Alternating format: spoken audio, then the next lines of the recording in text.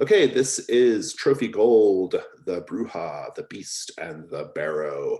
My name is Jason. I want to start by having all of us introduce ourselves. When I call on you, please say your name, your pronouns, and anything else you'd like for us to know about you, or nothing at all. That's fine too.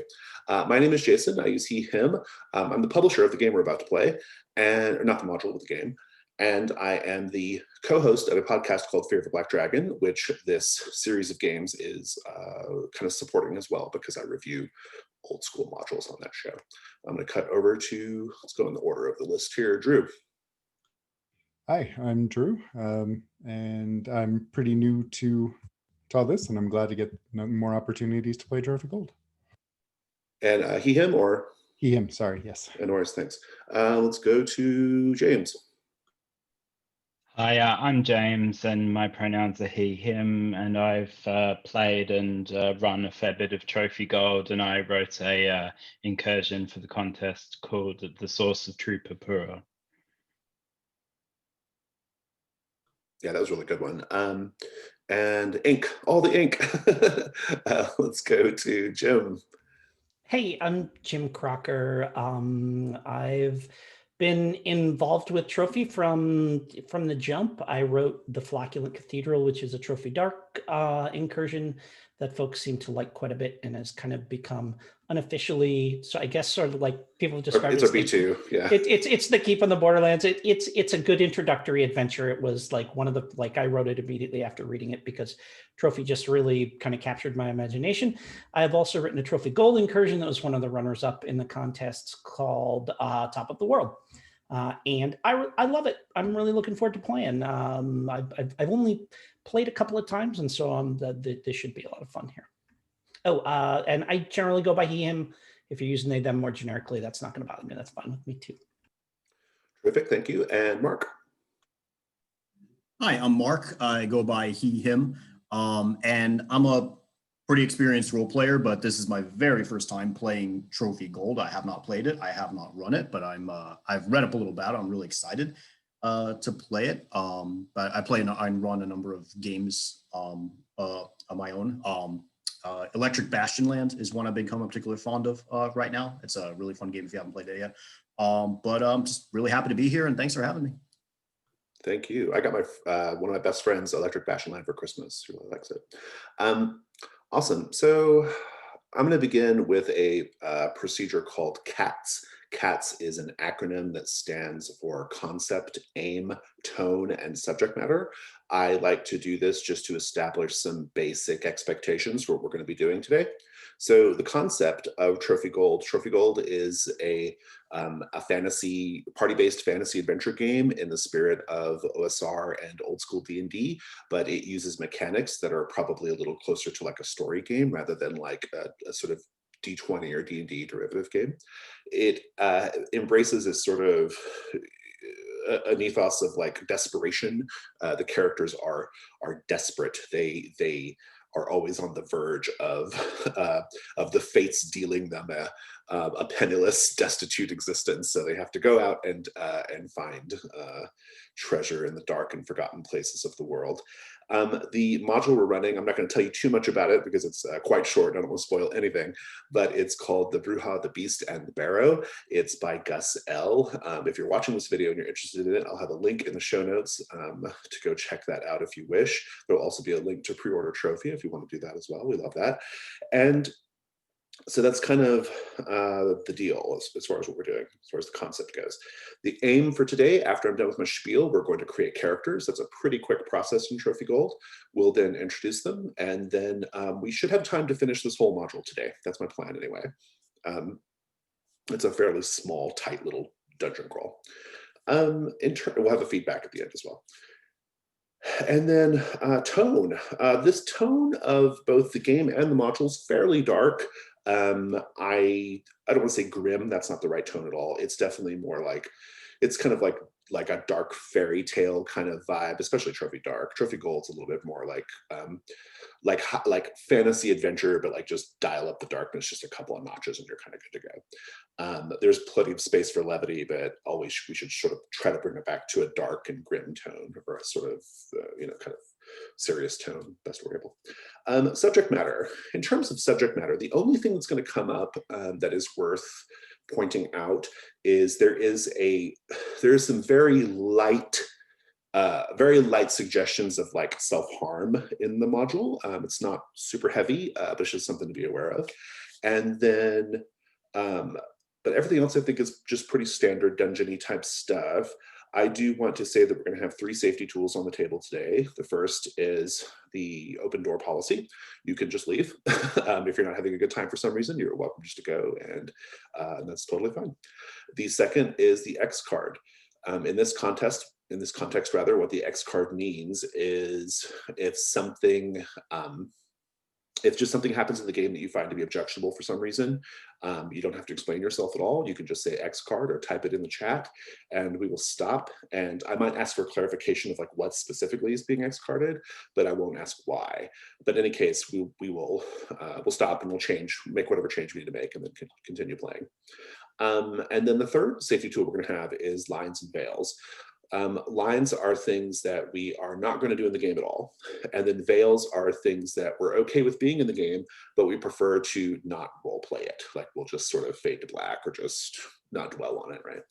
I'm going to start by saying my lines and veils, and then I will wait a little bit to give you all a chance to say yours if you wish. If you don't want to say them out loud, you can just message me on Discord. I'll watch that as well, and I can convey them to the group. My only line for me is going to be sexual violence. I don't want to do any sexual violence in the game, so we're not going to do that. In terms of veils, I'm going to put, I don't know why it'd come up, but I'm going to put violence towards small children, just small children. I don't give a shit about teenagers, but like small children, and I'm going to say violence towards like pet animals, like dogs and cats, and then torture. I'm going to put that behind a veil as well. So those are mine. I'm going to wait just a little bit. I'll watch Discord as well. And if I don't hear anything from you all, I will continue. Look, a veil on any consensual sex that may happen, if it does. I would be extremely unusual. I know the module though. And let me tell you, it would be very weird. Would it be appropriate for me to expand the veil to harm on not just pet animals, but also like livestock and all? Sure. Yeah. We could. Yeah, that's absolutely. That veil should be fine. I don't think that'll be. I guess like if slaughtering for food should be okay, but unnecessary torture. So I'm sure. any sort of animal cruelty. I'm just. Those all covered mine as well. So everything that's been said had already covered what I would have said. Awesome. Great. Okay, well, thank you for that. And with all that said, let's go to character creation. So character creation in Trophy Gold is very simple. You have just a few choices to make. And we are using the lovely character keeper by one of our call participants, Drew. It's very, very good. I used it on the last game that I played, and everybody loved it. Badass. This really is an amazing character keeper. Really so the way it's going to work, actually, I'm going to pause the video. I don't think people watching the video want to see this, but people watching the video will come back after character creation, okay? Okay, we're back. Let's go ahead and introduce these characters. When I call on you, just tell us your character's name, and you can just read through the basic stuff: occupation, background, drive, any rituals if you've chosen them, anything about you want to tell us about your equipment. If you know anything about your character's backstory at this point, you can also tell us that, but we will have a chance to explore it a little bit and play. Maybe not so much today, but like in the future, we might have a chance to do more. I'm going to go in the order of the sheet. So Drew, tell us about Ravel. Ravel is a witch and a disowned heir who hopes to become part of the swirling court. And to that end, he has practiced his skills of homes, paths, rituals, and debauchery. And he has the rituals feather and float, and carries a bottle of fine wine, a signet ring and wax, and a whistle. Awesome. Any thoughts on what the swirling court is yet? I think it's like a really elite coven of witches. Okay, cool. I like that. Awesome. That's good. I don't know if I have any other questions. It's pretty good, to the point. If anybody else has any questions, by all means, jump in. But if not, we're going to keep on going to Jim and Orlin. Yeah, so Orlin I'm an undertaker. My background is plagued farmer. Something bad, like I saw something nasty in the woodshed, and my farm was never the same since. So my goal, my drive is to renovate my crumbling estate, which has fallen to ruin since my crops died. I was once a prosperous burgher, but no more. Now I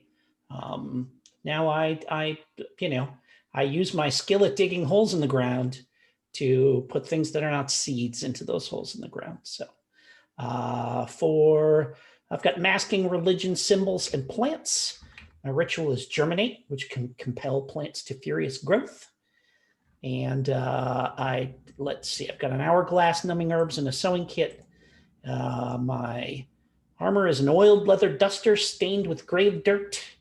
And I wear a battered, wide-brimmed hat with a tarnished buckle on it, like a Puritan style hat, right? And my weapon is a well-worn spade sharpened to a keen edge. And that is Orlin.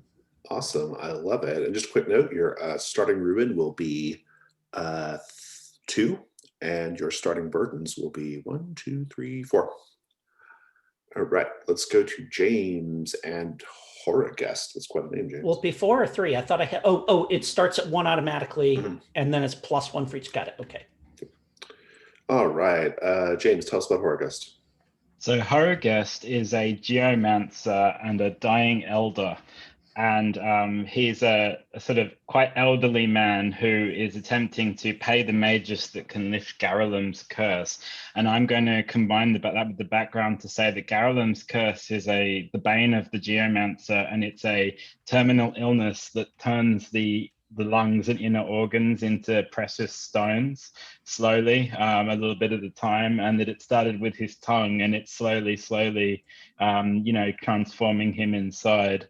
And he wants to be free of this curse. And he has 2 rituals: brimstone, which is grow scorching hot to the touch, unfall, temporarily reverse gravity in a small area. He has glass marbles, 30 of them, a pot of tar, a scroll tube with a mysterious scroll in. He probably cuts a fairly strange figure in basically geomancy protective equipment, a meteoric iron surcoat, protective gloves, and a sort of iron diadem, and he carries a geomancer's staff, and he's a sort of strange rabbity looking old man with crazy eyes. Fabulous. I love it. Thank you very much. And finally, let's go to Mark and Slink. Okay. Slink is an assassin with the background of weak-eyed scout, and his drive is to pay his father's debt to Bright Teeth Assyrio. So Bright Teeth Assyrio is the leader of an assassin's guild called the Silent, and they are known for all the members of this guild are completely blind. And my father was a member of this guild, and they blind themselves. Like, you actually have to remove your own eyes in order to become a member of this guild. My father did so, but when he died, it was stipulated that me as his son would have to take up his work. And so I managed to blind my right eye, so I'm missing one eye, but then I chickened out before taking out my left. So I fled, and now Bright Teeth Assyrio, who also he's also blind. He has no eyes. He's so wealthy, he replaced his eyes with gems and his teeth with gems. Maybe that's the same as Garrulum's curse, or maybe those are just self-inserted. So now the Silent and Bright Teeth Assyrio want to kill me for my lack of commitment to the cause, if you will. So I'm a very sketchy, short man with one eye. My skills are stealth, murder, misdirection, and listening. And my rituals are darkness. I can make a living shadow that snuffs out light nearby. And hasten, time in a small area moves at twice normal speed. My starting equipment are, I have my Ashes of my grandmother a blasphemous book and a shovel. And he comes dressed in like, I have a really threadbare, padded coat and a knife and a crossbow. And that's pretty much it. And for all this time, I've been basically making my wages, pulling minor crimes and hits on various individuals with the skills I have, until now we see, hey, this is my big score. Maybe I can finally pay off Sirio, and he and his creepy blind assassins will stop hounding me. I love it. Thank you. Your starting ruin is going to be 3, and your starting burdens is 4. Cool. All right. And nice. Let me go over just a couple of rules notes before we begin playing. 2 big things to know about Trophy Gold. 1, it operates with this economy called the Hunt Roll token. And so you'll be rolling this die roll called the Hunt Roll quite a lot, and you'll be getting these tokens as a result, and there's a place to note them on your sheet there. And these tokens are very powerful because what they give you as a player is a lot of control over certain aspects of the narrative. So you have to find treasure. You have to have a number of treasure equal to gold. The gold value of your treasure has to equal your burdens before this is over today, or your character can't come back. So because they will be destitute, they're fated to die destitute and poor at that point. So gold is an abstract. It's an abstract measure of wealth. Okay, like 1 gold equals whatever it equals, right? But for game purposes, it equals 1 gold. And so you can spend a Hunt Roll token to just find a treasure worth 1 gold. So you can start kind of acquiring the stuff you need to not lose your character. You can also pool your Hunt Roll tokens to spend 3 in order to complete what are called set goals. Set goals are sort of the goals within the dungeon. The dungeons are divided up between sets, and there are goals that we're trying to accomplish. Either the characters are trying to accomplish, or it's something we want to see as players. But in any case, you can spend your Hunt Roll tokens as a group to accomplish set goals. You can accomplish set goals just in the gameplay as well. Just like if you would naturally solve it, then you do. But if you want to shortcut the process for some reason, you can pool your tokens together and accomplish set goals that way. So Hunt Roll tokens are your way of help getting the gold you need to survive, and then also to accomplish different things in the story and different goals in the dungeon. So that's one thing. The second thing to know about Trophy generally, not just gold, is the risk roll. And importantly, Trophy has this very kind of player-driven narrative thing that goes on. You will often have opportunities to say what you think as a player could go wrong. Like when a character's getting ready to do something, you could be like, this is what I think could happen. And everybody gets a chance to say something, right? Also, you'll have a chance every now and then to do what's called the Devil's Bargain. And the Devil's Bargain is basically the player who's making a roll can accept a Devil's Bargain to get a bonus die. And what the Devil's Bargain is it's a sort of twist on the story, right? It's something that happens no matter what. And so whether the player gets a success or a fail on the roll, the Devil's Bargain is something that will happen. My favorite example of Devil's Bargains is this. You're trying to leap across the chasm, and you're building your die pool, and it's time for Devil's Bargains. And someone says, well, my Devil's Bargain is this. No matter what, whether you make it across the chasm or not, your weapon's going down into the chasm. You're going to drop it. And then you can accept that or not accept it. If you accept it, you get another die. Another Devil's Bargain, though, perhaps even a better one, might be no matter what, your spurned lover who you've been trying to get away from these last 6 months is waiting for you on the other side of the chasm, right? And suddenly, now we have this big shift in the fiction. Before, maybe there wasn't a spurned lover, but now there is. And so now it's part of the story, right? So that's kind of how this game goes. I have a dungeon, I have a adventure that we're going to be doing, an incursion, if you will, and we'll be working through it, but occasionally as players, you'll have a chance to sort of shape the fiction in these ways, right? So that's just one other thing to know. With all that said, I think we should take a quick, like 2-minute bio break, get some water, come back, and we'll start.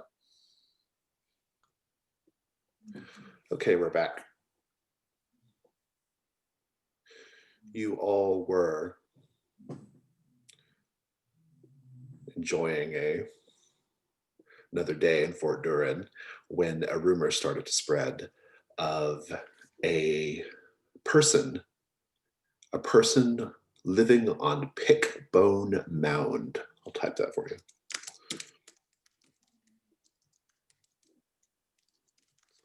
Mound. Pickbone Mound.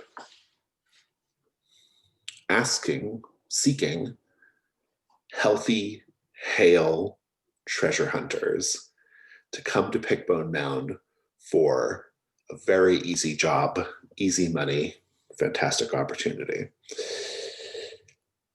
And the 4 of you have responded. You've answered the call.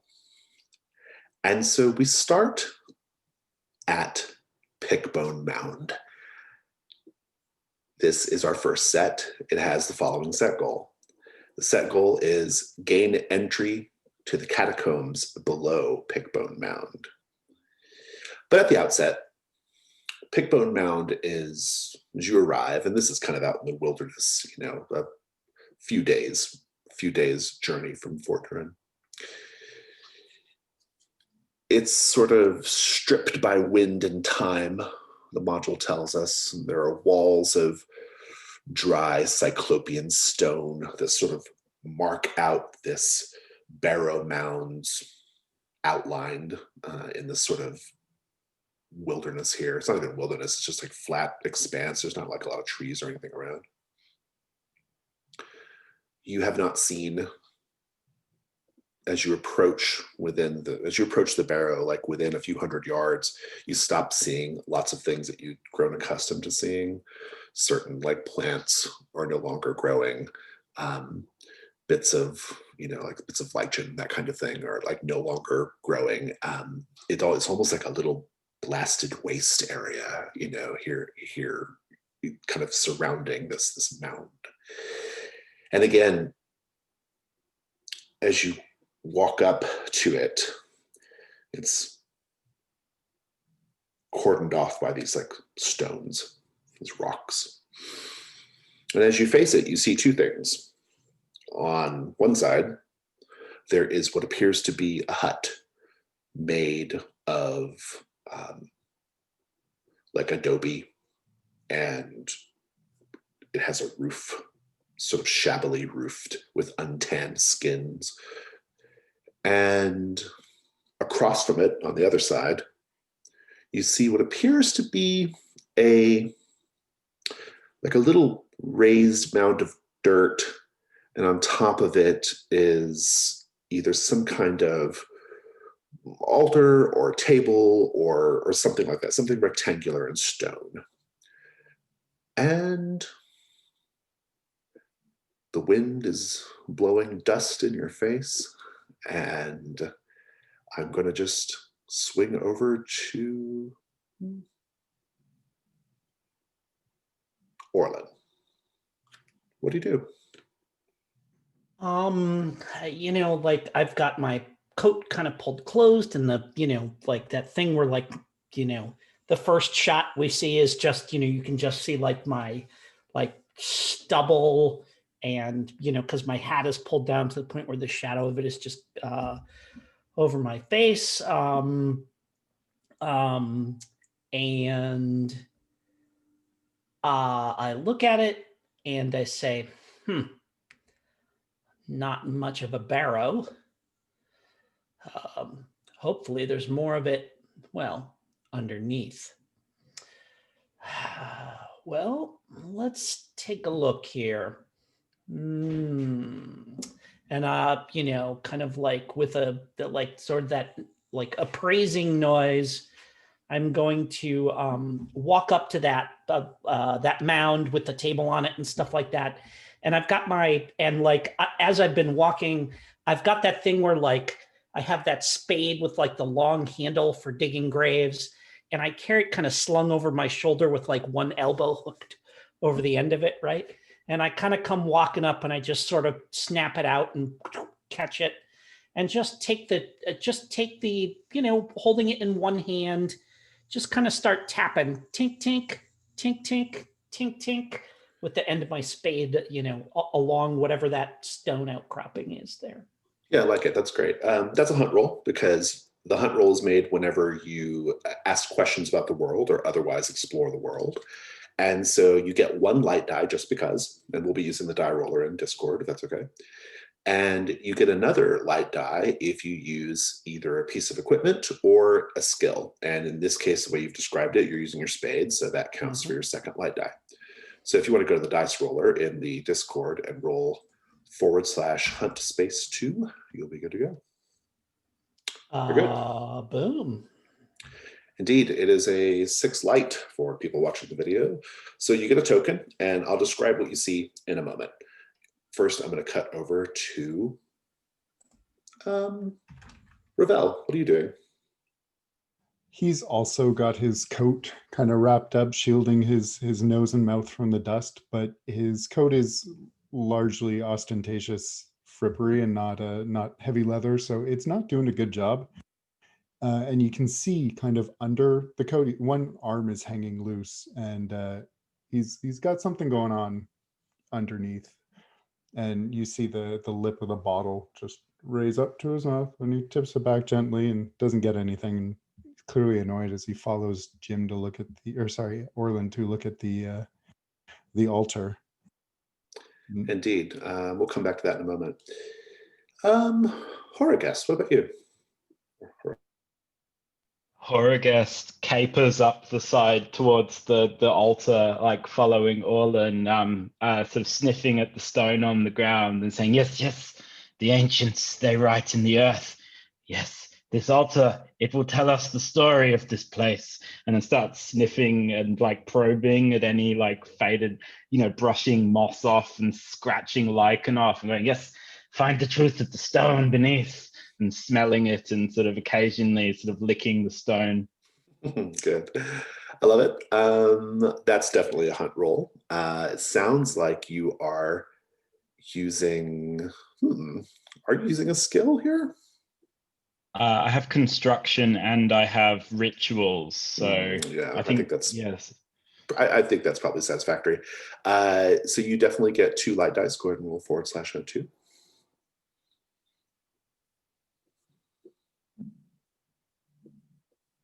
Wow, boxcars, in case anybody's curious.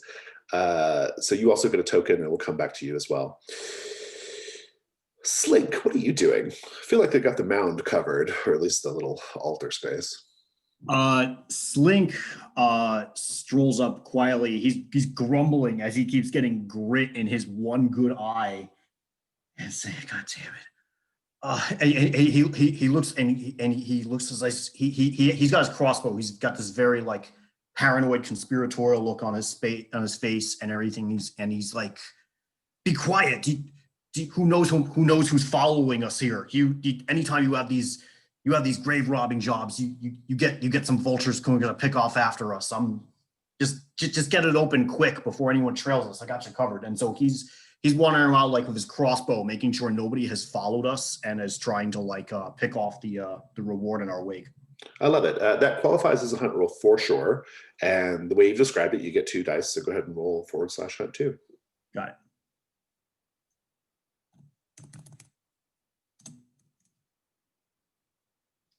Oh no. You encounter something terrible. We'll come to your something terrible in a moment.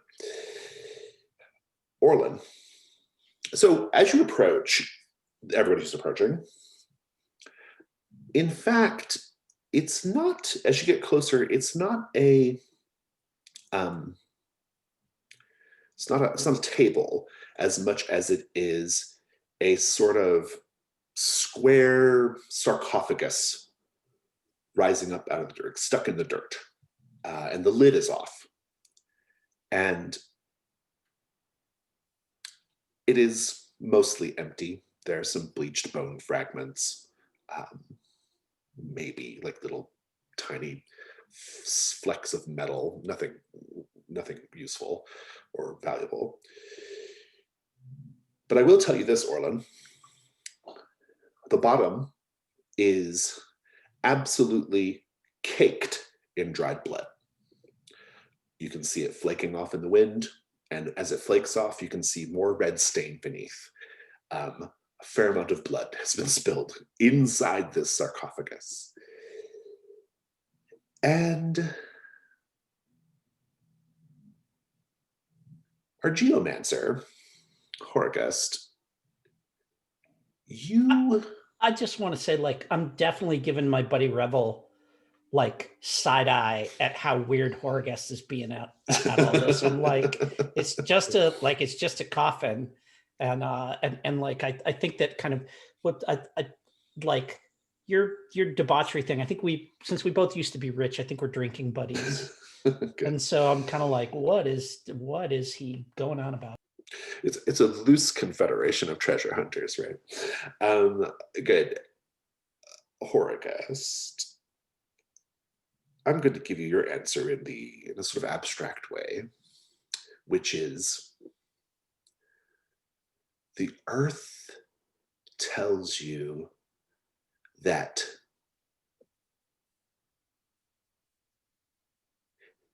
it is filled with dead things,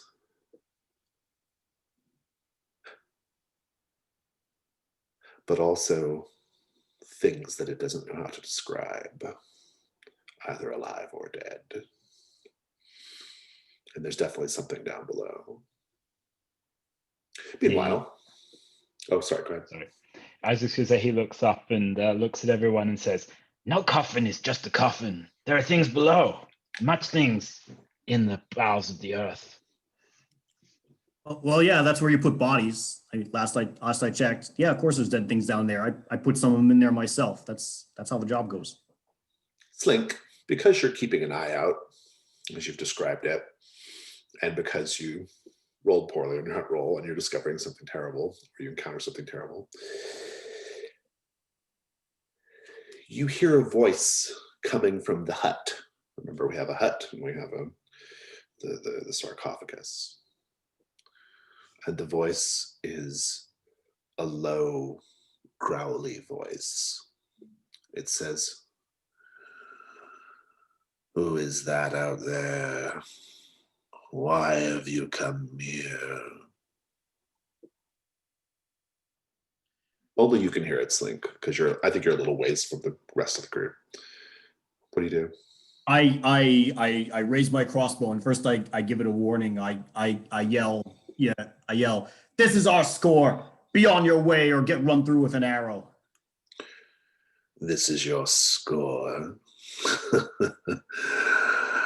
I have a feeling the only score you're going to find, or crew, is 0, because you don't know what you're doing. I say, is that so? And what makes you the expert? Because this is my home, and I know this place like I know the the back of my own eyes.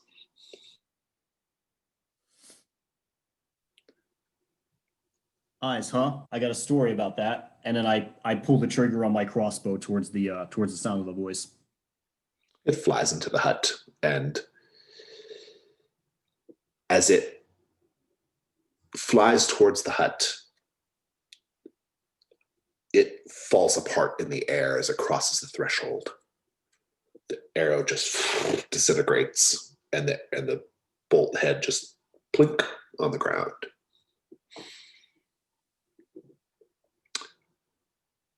Good shot. Slink, being the little coward that he is immediately going to run towards the others to warn them of what he saw. Indeed. Let's catch Ravel first. So Ravel, you see Slink running forward. What do you do? I think maybe since I have run with this circle at least a little bit, I think he's going to turn. He's going to go, "Who did you shoot at?" There's some kind of sorcery from from the hut. It made my bolts vanish. There's something really bad out there. Or could it be the person that summoned us? I know it's definitely not that. They say they live here. They say they belong here, and that we're intruding. I think they know the score, man. We should get out of here. We should get out before he kills us all. Not until we find something worth bringing home, I'd say. Oh, this is bad. This is bad. What are you gonna? He literally waved his hand and made a crossbow bolt disappear in thin air. Whatever it was. What's going to stop him from waving his hand and making you disappear, huh? Oh, well, that does sound like a good time. Let's go visit. So Ravel, sounds like you're walking up to the hut. I think so, yep. I'll follow behind, just being like, what are you doing? What are you doing? Someone else has come to parley with me. This should be very entertaining. Why have you and your band come here? We were invited, in a matter of speaking. So my entreaty has reached Fort Durin then. He'll kind of cast a sidelong glance at Slink and say, it has. We've come to discuss your job. Very well. Come inside. Do you go inside, Ravel? He does. I think he'll look back at the others, and so if he's not just disappearing, but yeah, he'll come in. Slink gives a shrug and follows him behind. I didn't give you permission to enter. Anyone who crosses that threshold without my explicit permission will rot. Oh, I think we'll get along just fine. Ravel? Slink, do you continue in? I follow Ravel behind, crossing my fingers, hoping this isn't going to end badly for us. You both go in fine. I'm going to cut back over to Orland and Horagest. I have a note here from Horagest that you want to cash in your token, which I'm totally happy to do. Go ahead and erase your token, and I will tell you what you find. You find, wedged in the earth, perhaps dropped and then trampled over at some point, what appears to be a sort of, I'd say it's like a thumbnail-sized citrine. I think you're inclined to understand stones and rocks, and you'll know that this is pretty valuable. It's worth 1 gold. You can note it. You can just note it. If you don't intend to use it for anything, you can just put it in your gold, or you can put it in your equipment as a citrine and then parentheses 1 gold. It's up to you. It might be useful at some point. I don't know. But Orland and Horagest, what are the two of you doing right now?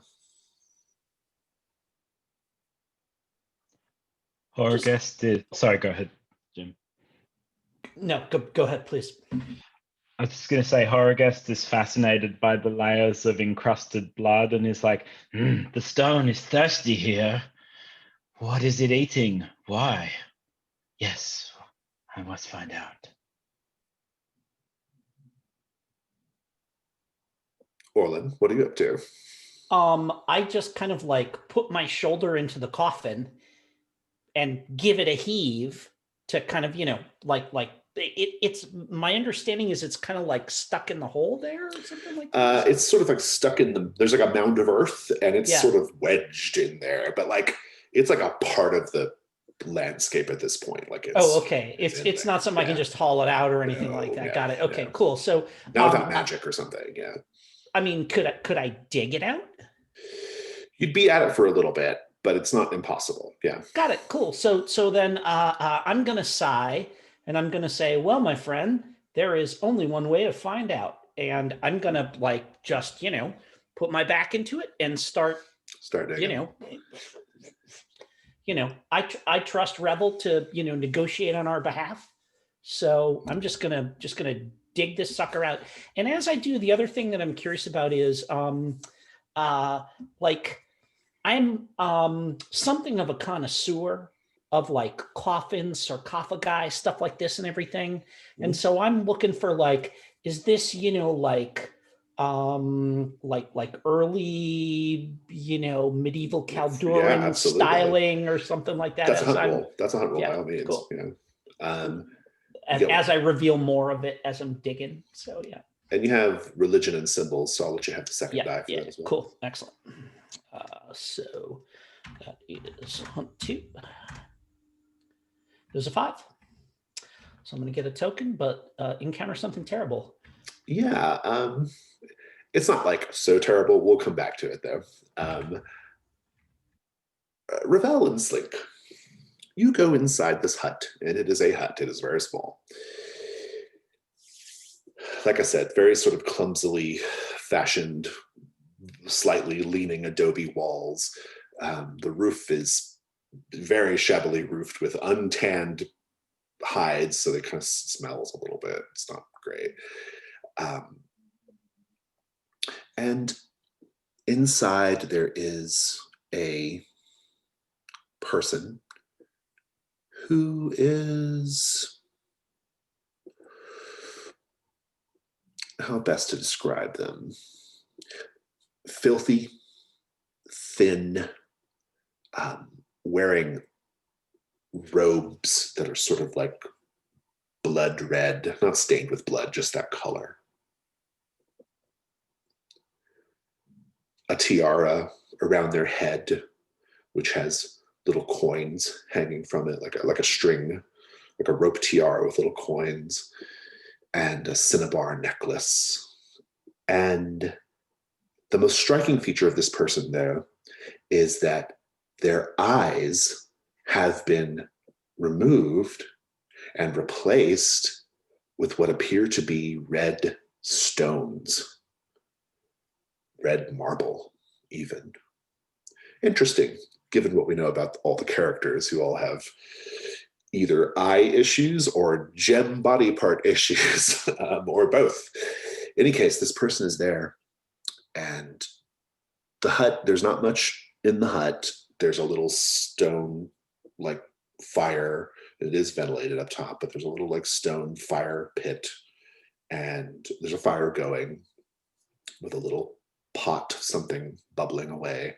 And there's like a little sleeping area with a bedroll and some little, personal effects or whatever, little odds and ends. That's what you see at a glance. But this person greets you, Ravel, and says, "Welcome, welcome. And you," talking about you, Slink, "you are very brave. You might have been turned to dust if I wasn't so, well, happy to see you. Now, you both are very healthy and hale, I can tell. I have acquired something in the manner of sight, and I can tell that you've enough meat on the bone and enough blood in the veins to do what I need to be done. And I will pay you very handsomely for this task." Then I don't see why we couldn't do business. And as he's speaking, his eyes are going to kind of rove around the personal effects and anything else he can spot. Yeah, make a hunt roll. One die at least. Any justification for a second one? Homes and rituals. Oh, I love it. Homes especially. Yeah, go for it. 2 5s. Nice.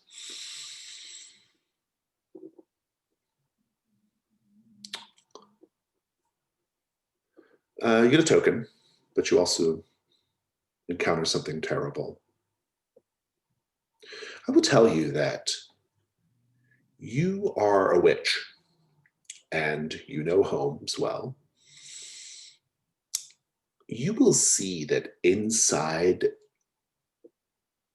the interior walls of this hut, there are lots of symbols carved here and there. Slink believes that he saw certain magic take place when he fired the crossbow bolt, of course.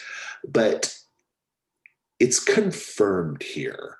This person is an incredibly powerful sorcerer. The markings that you see, this is incredibly advanced magic, Ravel. This person is not to be toyed with under any circumstance. So, Slink, what are you doing in the meantime? I look straight at this man very suspiciously. I say, "Who are you? Are you one of the silent?" And this person who, it's unclear if they're a man or woman, to be perfectly clear. I think they're like very withered and old in such a way that it's hard to tell. And they say, "The silent. I've heard this before. Tell me more." They're assassin monks. They remove their eyes and work in complete silence. They believe they believe the secret to the quick kill is perfect hearing. That the true world is the world of sound. That is utterly foolish. In what world, in what state of existence, in what system of logic or reason would it make any sense to take away a most powerful sense in order to accomplish anything? It's just nonsense, foolishness. That's all that is. Symbolism. No. My eyes are removed for much more important and powerful purposes. One doesn't undertake something so drastic for mere show. That's good enough for me. Good to know. I had to make the same choice myself. So what is this job? What is it you want us to find? Yes. Your friend is out there digging. They're going to be digging for a good long while. It's not a sarcophagus, it's a stone shaft that goes down 30 feet. But there's a faster way to get down there. And that is related to what I need. I'm going to cut back to Orlin and Horagust. Orlin, that is what you discover. Sarcophagus is not real. You dig for a bit, and it just keeps going. It is some sort of shaft meant to look like a burial mound. Yeah, so I think what I'd like to do then is I kind of, well, I turn to Horagast and I say, "The earth didn't tell you that, did it?" And then I get down on my knees and I reach back into my pack, and I'm going to use one of my pack uses here to just, pull out a torch, light it up, lean over, drop it down, and watch it fall. And well, so to be clear, the shaft is not open yet. The bottom of the sarcophagus, sorry. it's still solid, but the structure is got not. it. Yeah, got it. I misunderstood then. Yeah. Sorry. So it's like a false top, basically, just keeps going down below. Yeah. Okay. So, now let me make sure I understand this. So, but if if I hammer out the bottom of the sarcophagus, does that open up the shaft? Yes, but you'll be at that for a little bit too. But you can proceed apace if you wish. Yeah. Let me see if I've got it. I mean, do I need a piece of equipment to help with that, or is that just? If you have something, I think it'd probably be good, like a pickaxe maybe or something. Yeah. Let me go to the equipment. Add a piece of equipment here and. As you do that, Horagast is just going to watch you and start chuckling and say, "Digging is for I'm lazy. I use magic to move things. Digging is very, very labor intensive, and I'm an old man." So as I am pulling out, I think the crowbar, which I'm going to use, which I had planned to use to go at the bottom of it, I step up and I kind of crook it over my shoulder and I make a "after you, sir" gesture to him. Well, you see, gravity is just a habit. We can convince the stone to do other things. And I'm going to try and unfold the sarcophagus. So you have a, let's see. Oh, temporarily reverse gravity. Oh, I see. So you want to like lift it up. Is that the idea? Interesting. Very, very interesting. I'm going to cut back over to the other group while you're getting your ritual ready. They are not going to be able to break the stone. They are not going to be able to dig their way beneath the Barrow Mound. There is only one way to get inside. You have to spill your own blood onto the rock. And then it opens for you. And then I need you to go down into the catacombs beneath and find a special ritual area I have prepared. And I need you to spill your blood a second time. There is a beast down below, a beast that chased me to this place. I managed to trap it with my magic, but I have to renew the magic periodically. And now I'm too old and compromised to refresh it with my own blood. I need someone healthy enough to do it, to spill it, and to keep my nemesis, my tormentor, at bay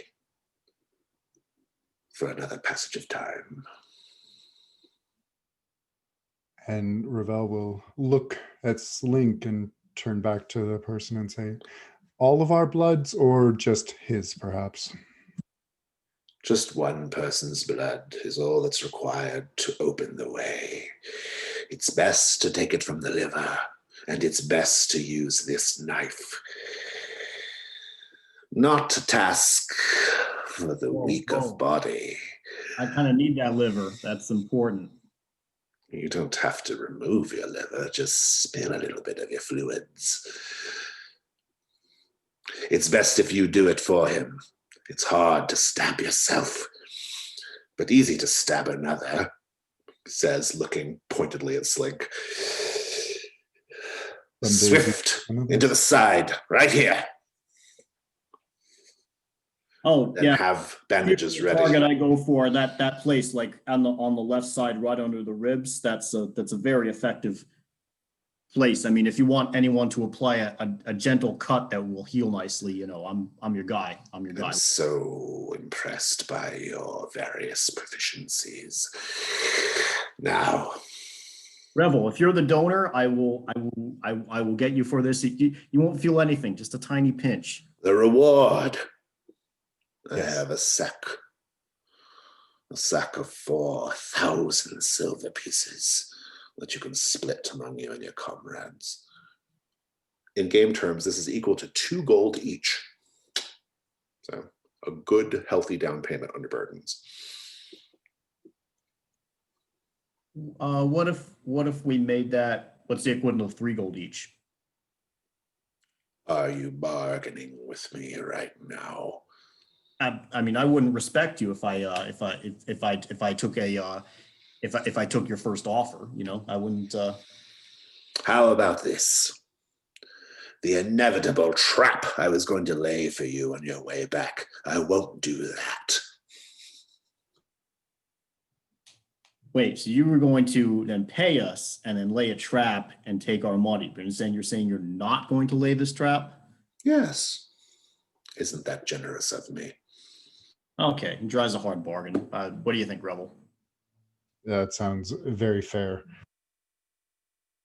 Okay. Tell you what, Rebel. Those 2 mooks outside who were sitting outside digging, they don't even need to. You just keep them distracted. I'll get the knife. I'll one of them on the liver real quick. We'll get that. They'll get that blood. It will be like, you know, it's best to just pull the bandage off. It must be freely given. Oh, different story. Okay.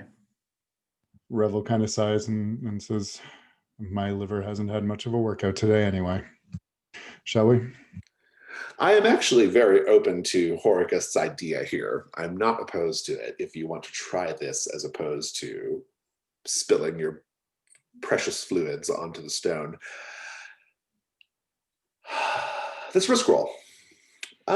You've said what you want to accomplish. You want to reverse gravity to sort of lift this structure up, which I'm totally into.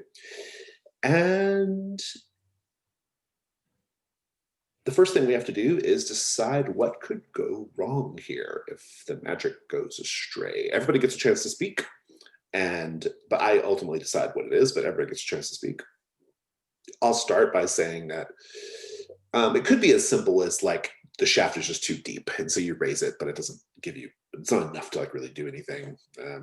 That's the simple failure outcome, I suppose. If anybody has anything more interesting, by all means, chime in. Everyone but James. I think whatever vile stuff has accumulated at the bottom of this, and the blowing dust and the rain and the people spilling blood and whatever horrible shit is down there, spews up out of that shaft when he reverses gravity. I'm very into that. Drew or Mark, any thoughts? I like that. I like Jim's idea. I was thinking that it works really well, and the sarcophagus goes flying up, and now we have that just waiting. It's very Evil Dead. Indeed. Those are all interesting ideas. Let's go to the dice. So you get one light die if what you're doing is related to a skill, or if you're taking advantage of a skill or a piece of equipment, or even the environment in some way. What do you think? I have rituals as a skill, Perfect. so I could like daub with. I can make cardinal point runes around it and trace out a ritual space around the sarcophagus. And no, I love it. That's great. And second light die comes if you accept a devil's bargain. I'll remind you all, the devil's bargain is something that happens no matter what, whether it's a success or a fail. This is something that happens. And my devil's bargain is going to be, no matter what, you also summon an earth elemental. Responds to your magic, comes calling.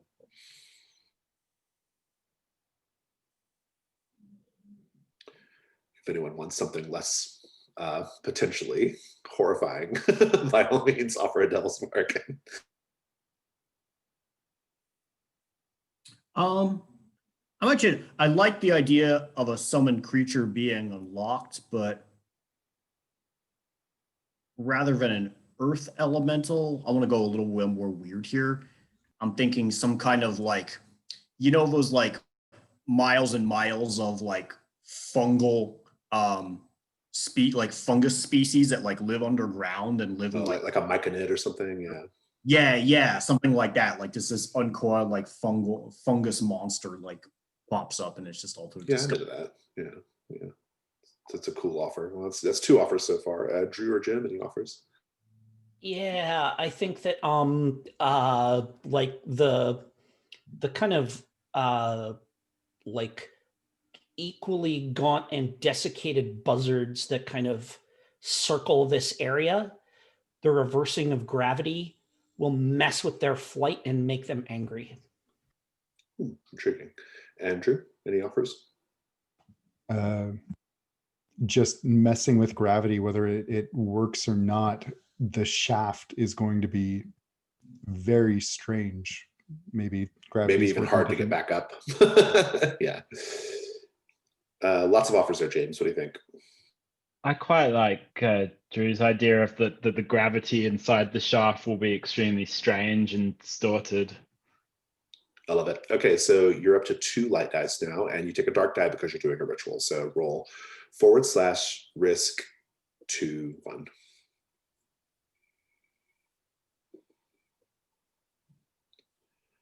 Okay, it's a 5 light. I'll tell you the complication, and you can decide whether you want to add a dark die to roll again. The complication is going to be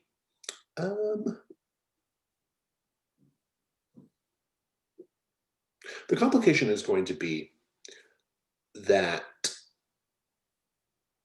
you are going to awaken something in the earth, and I mean like something geomantic in the earth. I'm not going to define it super precisely yet, but I'll just say that it's awake and it might be something you have to deal with. If you want to deal with that possibility, you could just take that roll and otherwise it's a success. Otherwise, you can add a dark die and try again. I think that sounds like an appropriately hubristic thing to happen at this point in the incursion, so I'll take that. I love it. All right, so what's going to happen, the way this is going to look, practically speaking, is the reversed gravity is going to basically lift it's not going to lift the whole structure out. It's going to lift essentially like the stone plate that blocks entrance to the shaft up. That's where you would spill the blood normally. It's going to lift that up, but the problem is going to be getting down because the gravity is going to be all effed up based off the devil's market. So go ahead and describe what the magic looks like though. Like when you do the sorcery, what does that look like?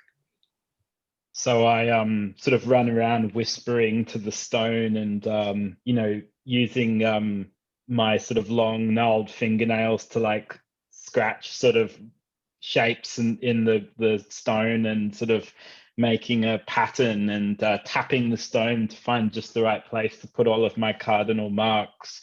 And then I sort of start, rolling my eyes back in my head and shouting and gibbering and waving my fingers, and it starts to move up in the air. And when I'm done, I start coughing and racking cough, and little sort of dust-like particles of gems sort of start, I have to start wiping them away. And this is the cost of the magic, but it's all happened, and you've seen the effect.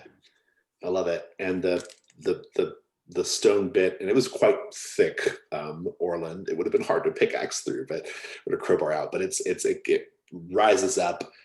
You can, it'll fall off to the side or whatever, and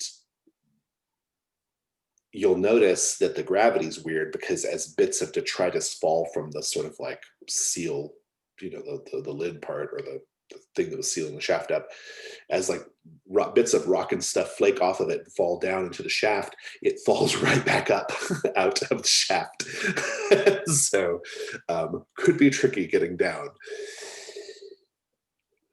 The witch in the hut has crawled out to where you're at, Horagest, and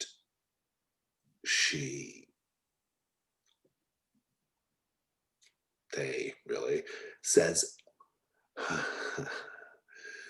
you have mastered some very impressive magic, friend. Why would you unlock the door when you could just take off the hinges? Indeed.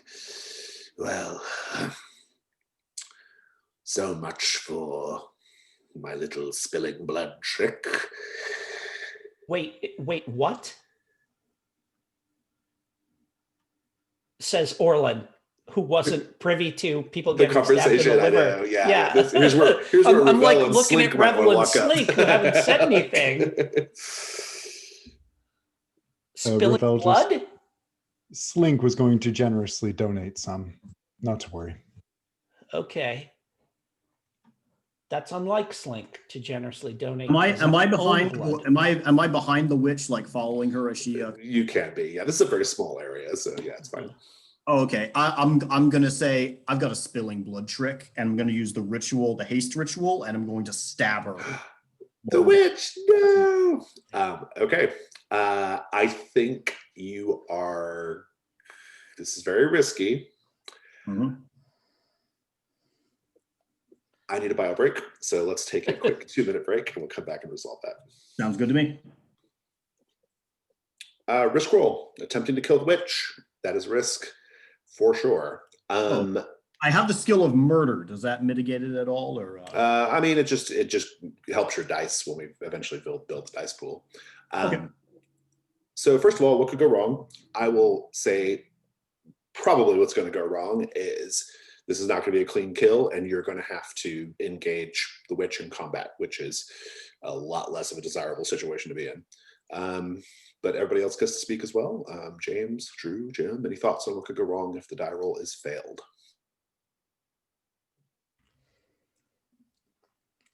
Well, I mean, that knife he tries to stab her with is just going to disintegrate the way the arrow did.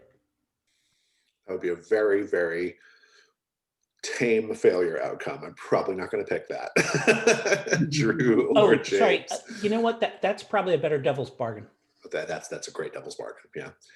Yeah, everything I can think of is more suitable for devil's bargain. So yeah, that's fair.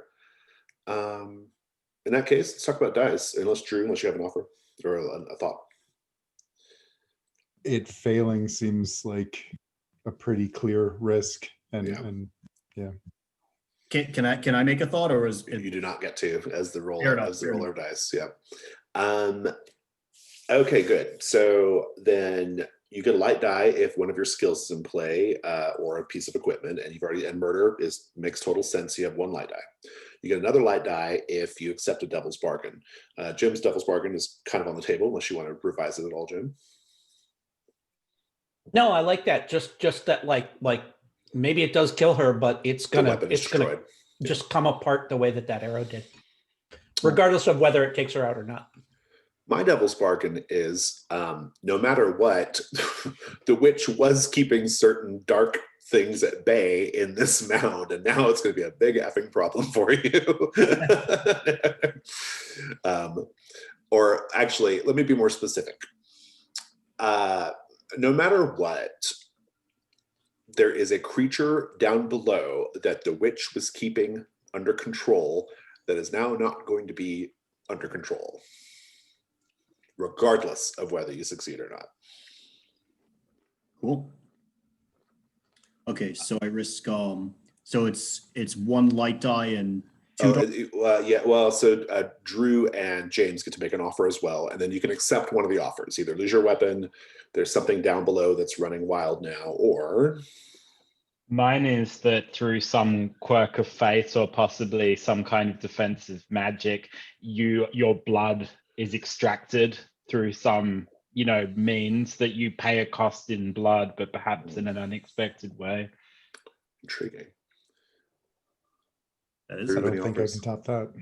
So you got 3 offers on the table. You lose your weapon, something underneath is unleashed, or the interesting, slightly abstract but fun to play with, you lose your blood somehow.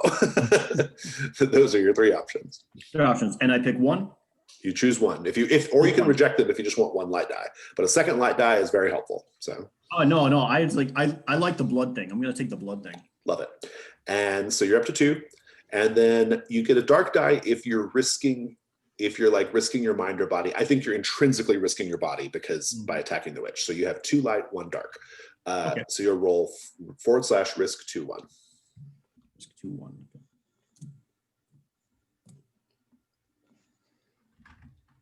6 light, doesn't get any better than that. So you're going to succeed at killing the witch. The devil's bargain is going to play out in a very interesting way. I think the devil's bargain is going to be, well, James, it was your devil's bargain. Do you want to describe what that looks like? I think perhaps a weapon slips and almost as if by chance sort of ritualistically, hits the liver or just somehow gashes you in the side, and it's almost like it feels like fate has sort of moved the trajectory of your weapon, or you somehow accidentally cut yourself in the liver and the blood maybe it's spills out. Can I propose something?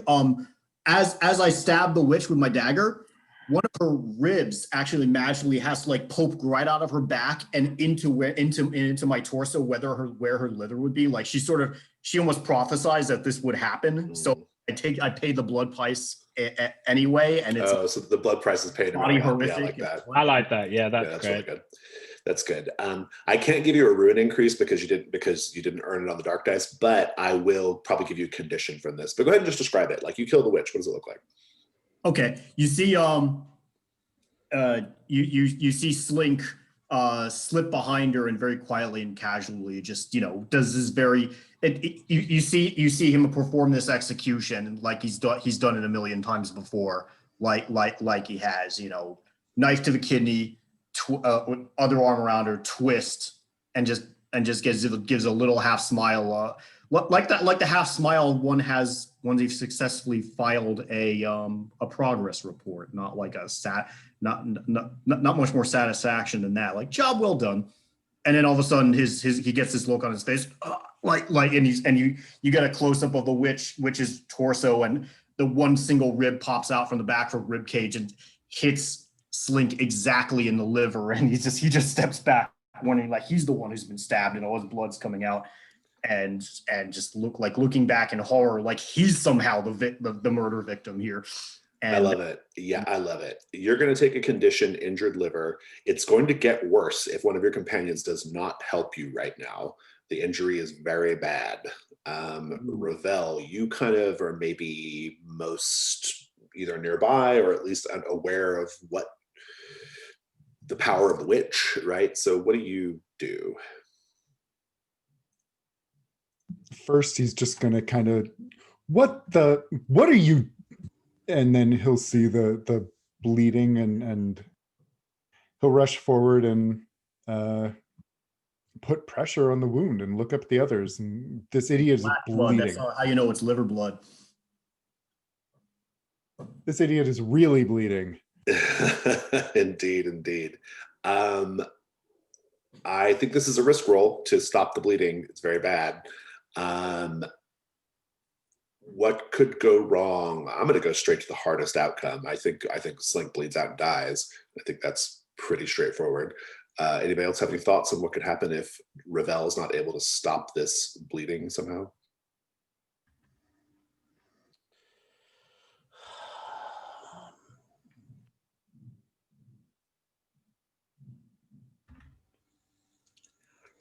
Yeah, I want to say this is actually the witch taking Ravel's body over. Ooh. Maybe there's Intriguing. a fragment of rib. Maybe a bit of the rib broke off and went inside and is working its way through the bloodstream. That's pretty good. Yeah, that's actually that'd be a great devil's bargain too, actually. But yeah, that's really good. Well, that will be my devil's bargain then. So Yeah. save that. You get to speak here, Mark. As far as like, since it's not your die roll, like what could go wrong if the dice? No, I really like Jim's suggestion that of the witch taking over Slink's body. That would be a great devil's bargain. Let's talk about dice. So are you getting I don't think you're getting a light die from your skills necessarily here, Ravel. If you have a piece of equipment, then definitely. I don't think so. If you want to dig around your pack, maybe. I don't know if there's something there that might be useful. But You got a pot of tar, man. sponge. Close that wound up. Just slap some tar on it. Yes. Hey, we got someone. Can he use my grandma's ashes? He's welcome to use my equipment if he wants. Oh, that's Horror Guest with the pot of tar. Horror Guest also has brimstone. Pour wine on it to disinfect it. Or that. My Horror Guest doesn't really get people, but he gets stone. So his solution you probably wouldn't like would be to stick a glass marble in it and use his ritual to like melt it and it fixes you. That's very grim. I don't think we have that kind of time here, Ravel. Ravel, so what do you do? I think he's just going to try and stop it with his hands for the time being. Okay. Devil's bargain. Are we going with the devil's bargain of the witch becomes like is now like part of Slink somehow, like, you know? Yeah, I like that. Riding along a sort of like minor possession thing or something, or just there, maybe like her spirit or something like that. I love all that. So you're up to one light. It's up to you, Drew, if you want to accept that or not. But I think that's where we're all kind of leaning. And so you got one light die, and I think just one light die. You yourself are not risking mind or body. So. Right. Yeah, I think I'll take that. Ooh. Perfect. Dice are very kind today. 6 light. Describe saving Slink's life. What does it look like? So he rushes in as soon as Slink kind of backs off and kind of eases him to the ground with one hand on the wound, just pressing and looking over at him and looking up at the others and saying, anyone, he's going to bleed out. And he'll look at Horgast and say, how hot do you get? I hand you my sewing kit. Do I look like I know how to sew? Just needle and thread. Just close the wound. I go, ashes. He starts shaking a little like a little brass jar that's like attached to his belt and everything. Staunch the bleeding. If he was metal or stone, I could repair him, but not flesh. No, not flesh. I really am unsure about the ashes as a cauterizing agent. That does not seem sanitary. It's okay. It's my grandma. That does not make it better. I'm gonna sigh, and I'll just kneel down, and I've got those the numbing herbs, which I'll just pull out of the pack. Whatever, like whatever, my little sprigs of dried stuff to chew on, or whatever, or my little poultice. I'll just kind of pack it into his side. Good. I like it. You can erase the use of numbing herbs, but yeah, that's good. Between that and maybe some strips of cloth, you can get the injury under control. But the interesting thing about the witch being part of you, I will reveal that at a time and place of my choosing. For now, do we want to have the scene with the dead witch and all this, like the sort of like the denouement of this scene of like, okay, this is a kind of a chaotic situation. Role play. I guess am I well enough to like stand up and do stuff and I think you're probably just recovering at this point. Oh, I go the eyes. Get the eyes. Horrorguest pokes the eyes and says, yes, magical stones, very valuable. Do you take the witch's eyes? I sort of scoop them out with 2 red marble eyes. They are worth 1 gold total. There's got to be something else in that hut. Didn't she have coins dangling off of that crown? She did, yeah. It's like it's a little like diadem with a little coin, but they're just like little copper. Like, take a look at it. Nah. Toss it aside. Yeah, their intrinsic value is not that much. Yes, yep. She did have a carnelian necklace though. As Ravel's sitting next to Slink, he's kind of not comfortingly touching him, but he's just wiping the blood off his hands on Slink's clothing and saying, like, you don't understand. She was keeping things stable downstairs. She's more powerful than I thought. Whatever she was holding back, I don't know that it's still working. And I also don't know who's going to pay us. There's got to be some money in the hut, or there's all those silver pieces she talked about.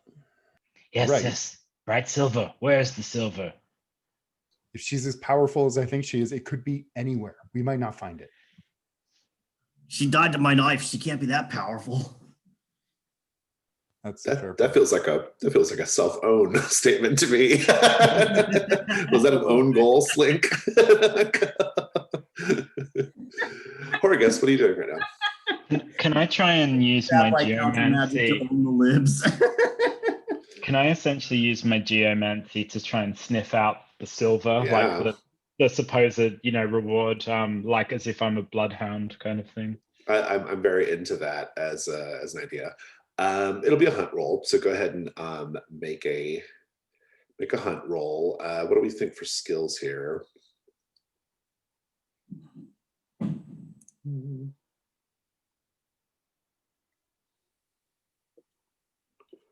Yeah, you get 1 light die just because, and another light die if you are exploiting a skill or a piece of equipment. What do you think?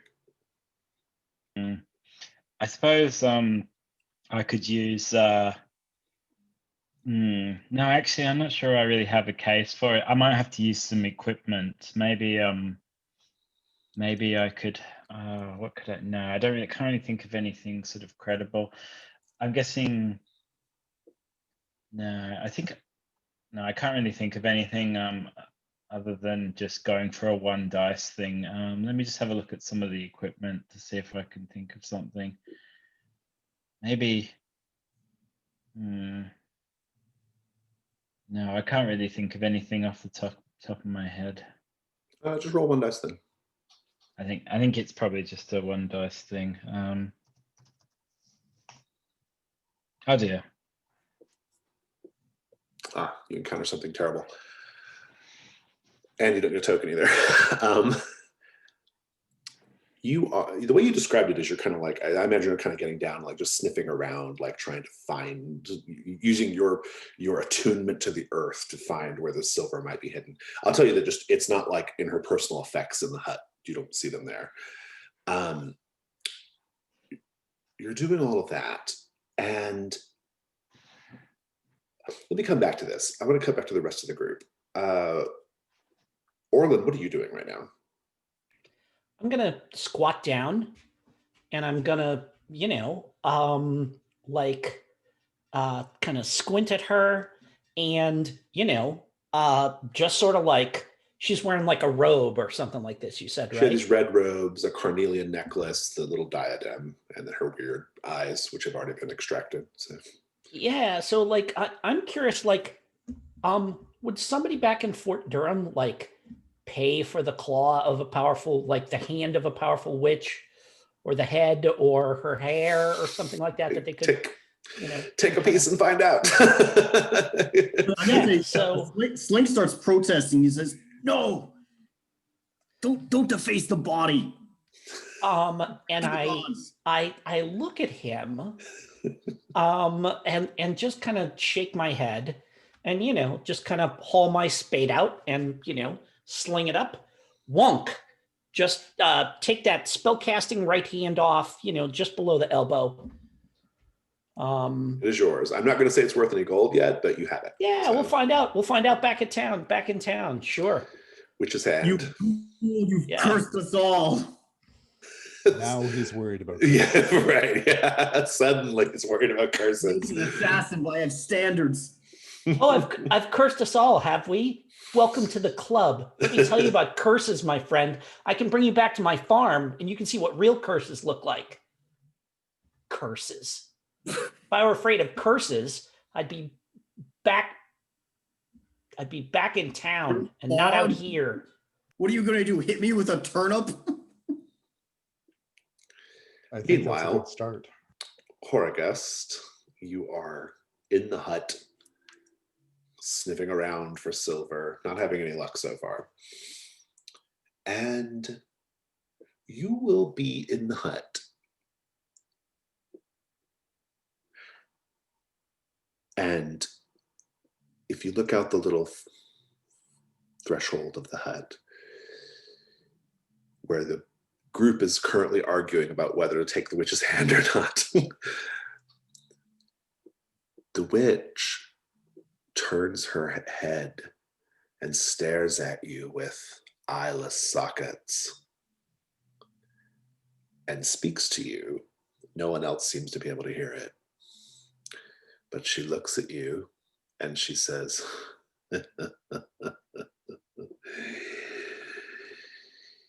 "You are going to have a very, very unfortunate set of circumstances to greet you down below the earth." Orlin, I told you. Look. No one heard that. Only Horagust heard the head only speaking to. Yes, only Horagust heard this. Horagust sort of listens to the ground and said, "Yes, the earth is broken. This is not good. But there is no silver here. Others, stop bickering. No silver. Down the shaft. Sorry, down the shaft. We must go down the shaft." Indeed. The shaft is, that's your set goal, getting down the shaft, getting down below. The gravity is not working right. If you have a piece of rope or something, because there's no other way to get down except to climb down, you'll drop the rope and it'll just go right back up. Not great. What do you all do? How are you going to approach this problem? Orlin, how are you getting down the shaft? Well, like I said, I had that crowbar, and my spade. And so I am going to, kind of do that thing where, is the shaft narrow enough that I can kind of like wedge my feet against it and slowly lower Yes. myself down? Yeah, it's at its narrowest point. It's like maybe Sure. 3 or 4 feet.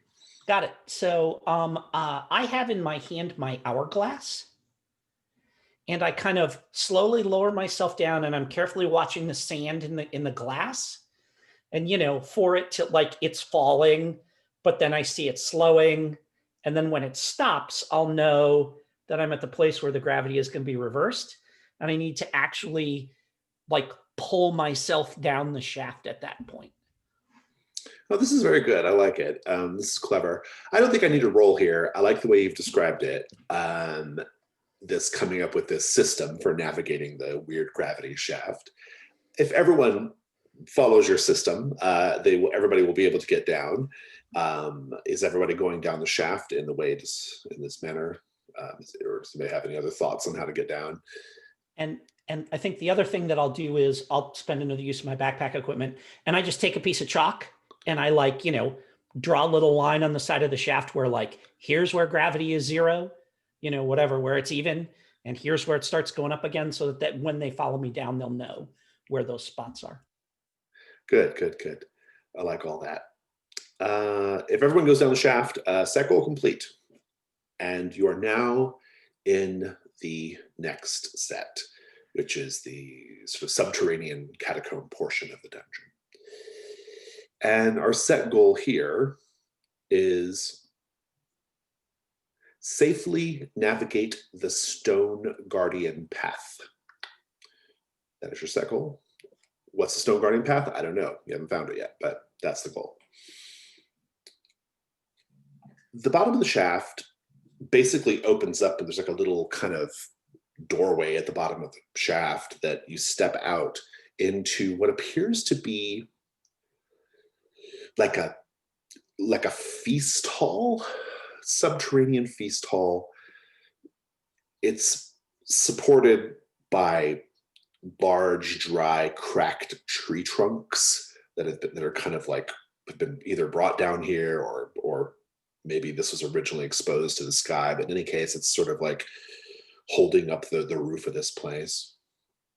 And the walls and the ceiling are muraled with ochre, copper, green, charcoal, red earth, images of horsemen and chariots hunting bulls and elephants and feasting and warring.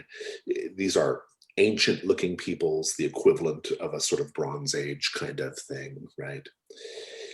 And against one wall, kind of in the corner of this space, there is what appears to be a chariot. It's rotted and fallen apart at this point, but you can see what it kind of used to be for sure. And there's also like a table with some, little things set out on it, like tin plates and things like that. But importantly, there are 2 doorways. One directly ahead as you come out of the shaft, and one to the left. They are sort of roughly hewn arches in the wall that go into other spaces. Ravel, what do you do?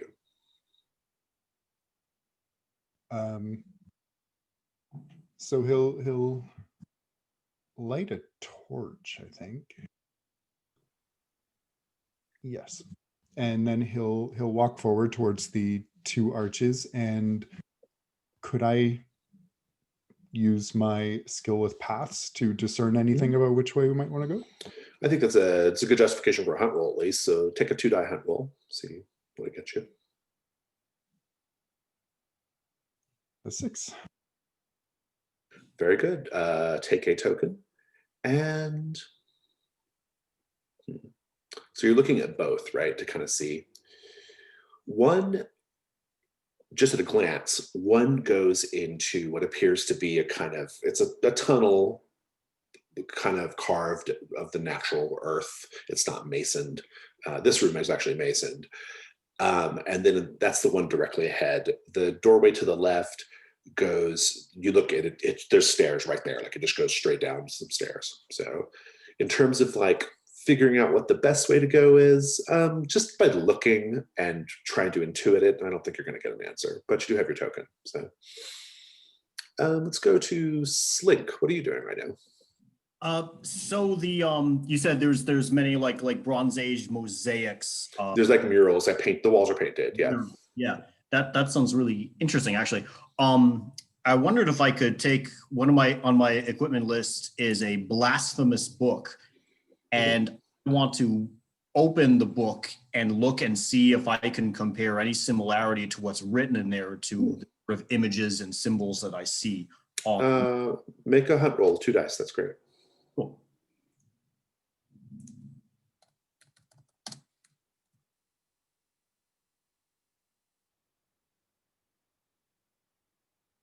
I get a token. And that's a 6. You get a token. Mark your token. I'll tell you that like the book is not giving you any answers. The book is a blasphemous book. It's filled with all kinds of dark occult shit. This is there's nothing there. Let me look at your skills and see how much information I want to give you here. Okay. Where are you at? Slink. Skills are stealth, murder, misdirection, and listening. Yeah, you're coming up. You're coming up empty. You have your token, but you're otherwise coming up empty on this with going through the book. Orlin, what are you doing? Maybe a quick retcon / flashback to when I arrive down there. The shiniest thing I see when I hit the ground, I'm immediately going to grab and pocket before the others get down there to basically spend a token to get a gold. Got it. Spend a token. You find the chariot had like a really beautiful, like rusted, but still, but it's an antiquity, like a bronze, like a grip where you'd hold it, like a little grip. Sure. Yeah. It was just on the ground, and you can pocket that. It's just grab it, and that just gets stashed in my pack before anybody else gets down to the bottom. But I think I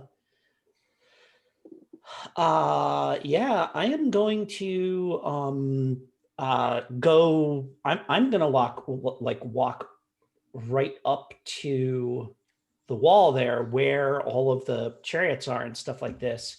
And I'm not really concerned about the battle scenes.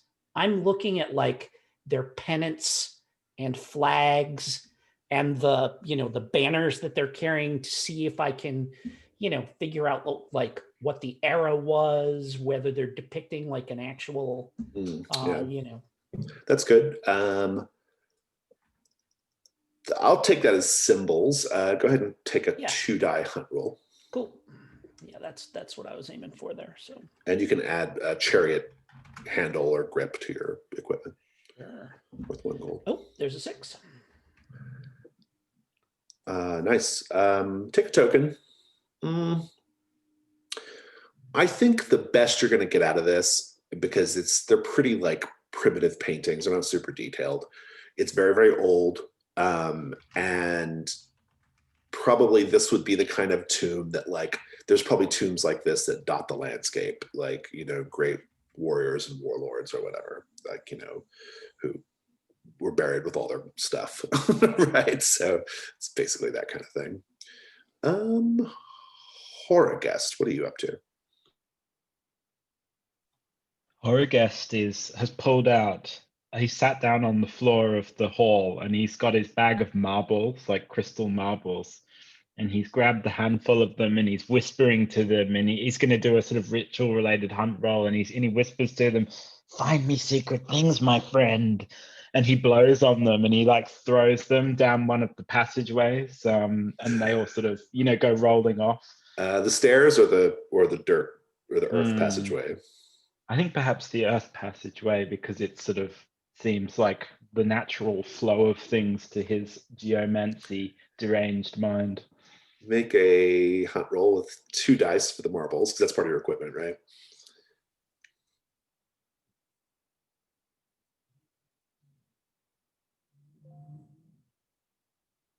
the die roller is just so kind today. It's all sixes. Good. You get your token. This is a cute idea, but nothing happens.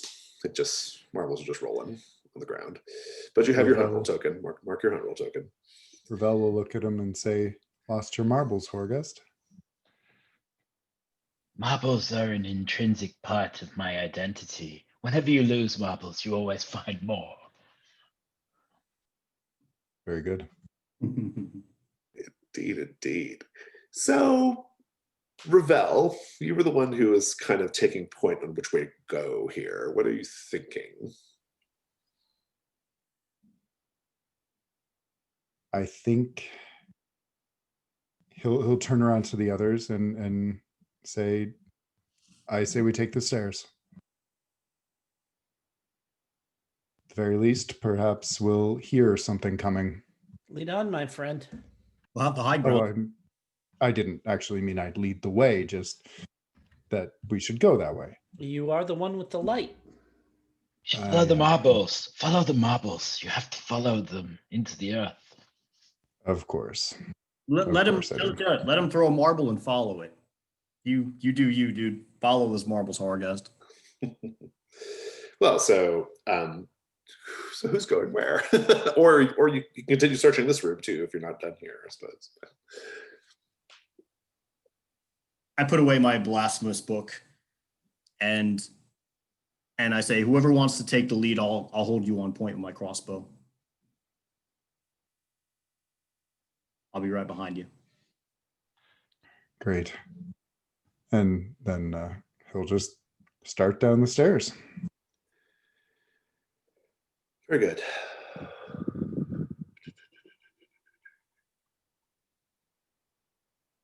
So the stairs go down about, the shaft, by the way, was about 30 or 40 feet. The stairs go down like, it's just basically like one flight of stairs, down, not very far, into a rectangular room, again, masoned like the one you just came from, like the walls are finished. At a glance, seemingly empty, not very big, maybe just a couple of people's length, in one direction. But in this little square, bare room, on the left-hand side, there is another one of these kind of like roughly carved, arched doorways. What do you do?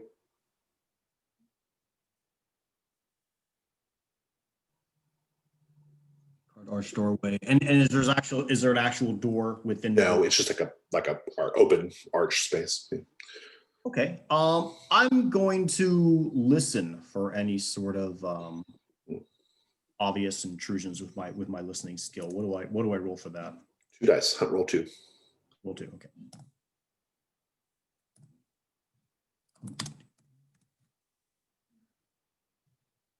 It's a token, but it encounters something terrible. So that's a 4 on each die. Indeed, you do. Token? You get a token. You just get 1 token, and that you encounter. So it's a 4. You get a.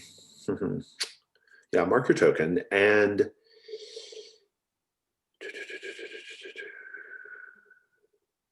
how's everybody doing on tokens so far? Just out of curiosity. Got 2. 2.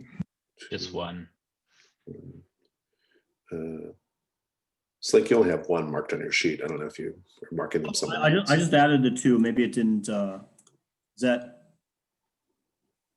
Oh, you're on horror guests. I'm marking on the wrong character. That's why. Okay, so yeah, it should be 2. Okay, good. You hear stone grinding on stone in the next room. The sound of like a heavy stone grinding on another stone. That's what you hear. Sounds like a mill, but I doubt they're baking bread. Where's everybody else right now? Orland and Horkus, what are you doing? I'm trailing along behind these two because they've got the torchlight. Horagust pulled out a geode, like a little glowing geode in lieu of a torch that he's like, that sort of gives off a sort of fairly sickly green light. And he's listening to the grinding as well. And he's like, let's ask the room what the noise is. Yeah, this sounds like stone upon stone, which seems like your expertise, Horagast. I'm going to ask the tomb what the noise is, using a ritual. I love it. Very good. Take a hunt roll since you're asking questions. You have glowing geodes, so go ahead and roll 2.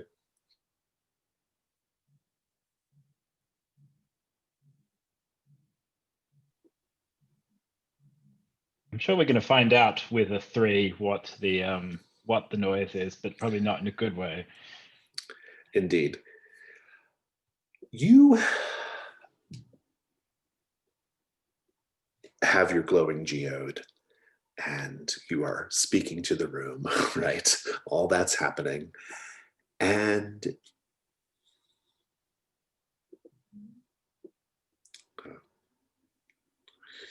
you see, coming from the darkness of the room, in the glowing light of your geode, as well as the torchlight of Ravel, you see what appears to be a statue, roughly carved, like just vaguely in the shape of a man. It's not like hyper detailed. It is stumbling awkwardly, like a fawn trying to get its legs beneath it, just kind of, and that's the grinding that you hear of stone on stone. And it's holding a legit spear, like it's not part of the statue, it's just got a spear in its hand. And it's just sort of like stumbling around, and it actually even just like kind of like falls at one point and is like getting back up clumsily. You can get away from it easily because it's not moving very fast.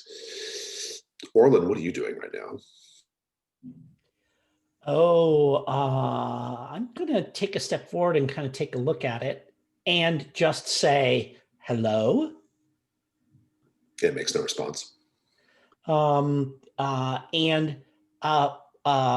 very interested in that spear that it's holding, which I'm going to kind of, like sort of like do a little circle walk around it, trying to keep just at, like if I think it can, like outside of the range of the tip, but I'm kind of like, is this spear special in any way?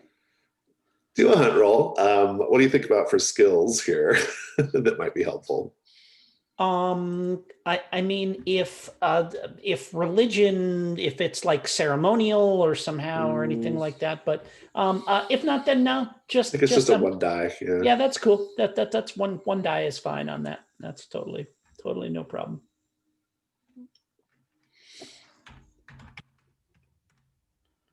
There's a 3. Something terrible. Indeed. The something terrible thing is you're not figuring out anything about the spear, but this thing keeps kind of like falling and getting back up.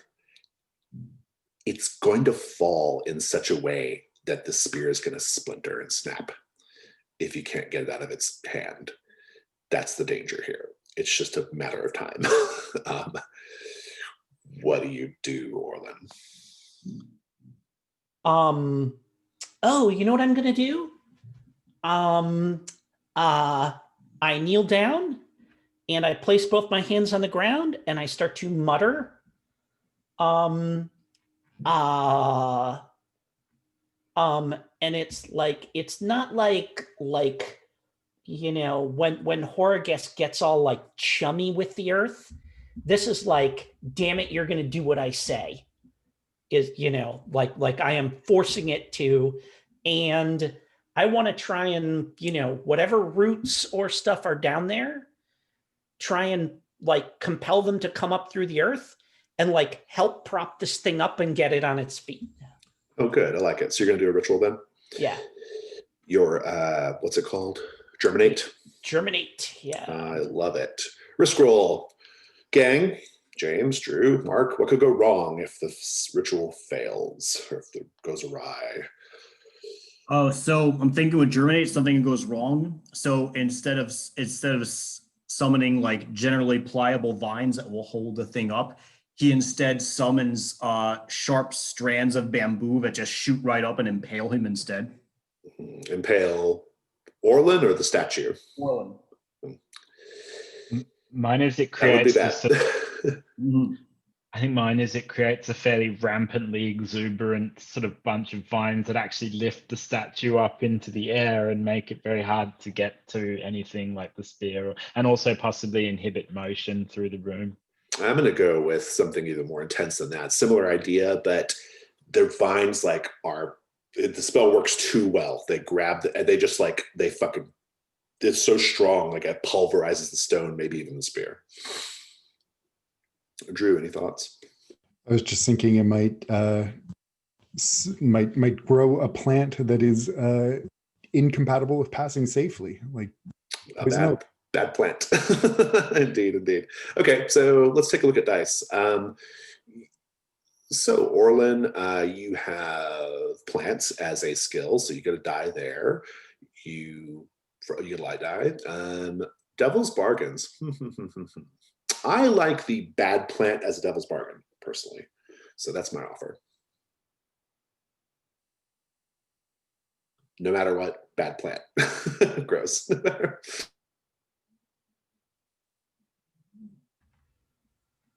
Anybody else got anything, or are we just letting it sit with that? What if instead of bad plant it's going to be a bad plant, but it's like the mushroom creature that we discussed earlier? That's what comes with it. Like all that. Spores, deadly spores. That's always fun. It's an interesting, those are kind of like, I feel like those are kind of the same devil's bargain in some sense. I'll probably play it the same regardless, Jim. James or Mark, any offers? Devil's bargain. Even as he creates the plant to restrain the statue is able to or the stone creature. He's able to lash out and get a hold of Orlin's arm, even as he casts it. Oh, so no matter what, the statue's in fighting form. Like it didn't fall, but maybe it did fall, but in any case, it lashes out. It has enough time to have like one good, like solid grip on him. Yeah, I like that. That's good. James, any offer? Or are you good? Sorry, I was just going to say, mine is that the plant grows like spear-like leaves and appendages in imitation of the spear. Oh, interesting. Lots of good offers there. Jim, what do you think? You can reject them all, but no, I'll take bad plant for a white die. So 2 light, 1 dark because of the ritual. So go ahead and roll it up. Yeah, I'll take the mushrooms I wasn't expecting. That's cool. So this is risk, right? Yes, risk 2-1.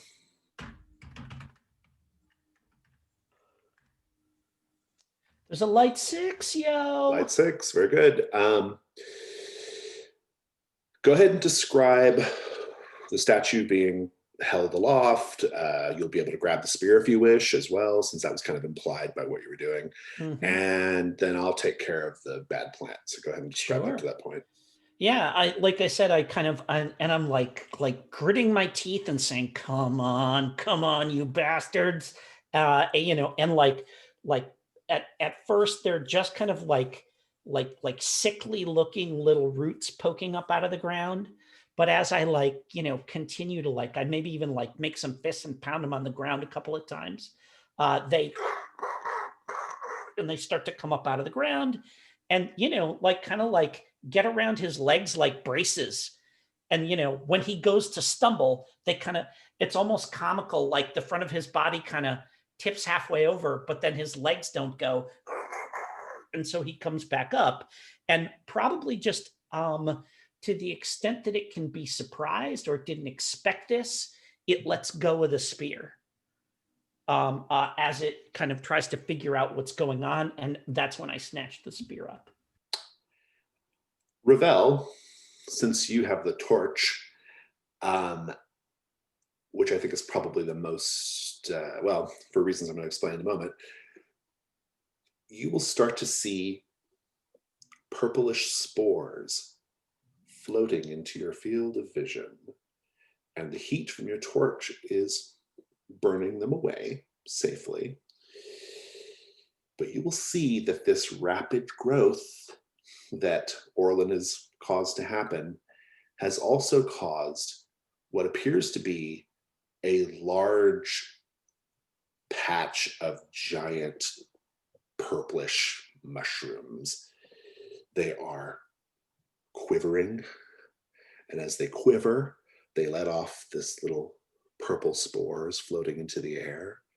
And you can see that the stalk of the mushroom is undulating in a way that looks threatening, frankly, and is probably going to force out a great big burst of these spores. It's probably not good. Ravel, what do you do?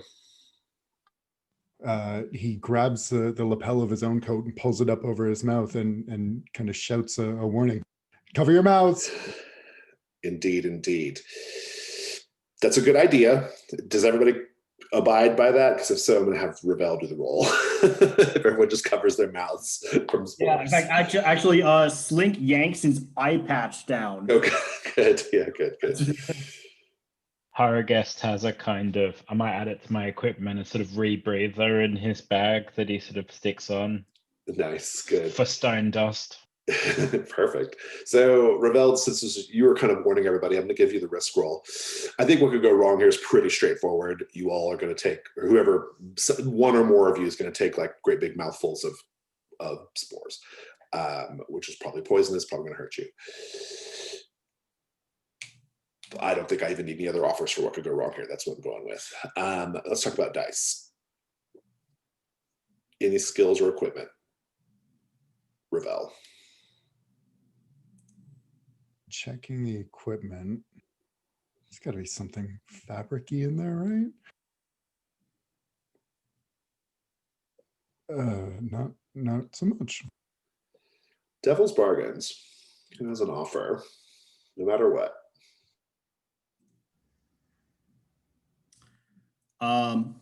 Let's say no matter what, even if you suffer serious lung damage, and that's going to seriously impact any activity that requires a lot of stamina or a lot of heavy breathing.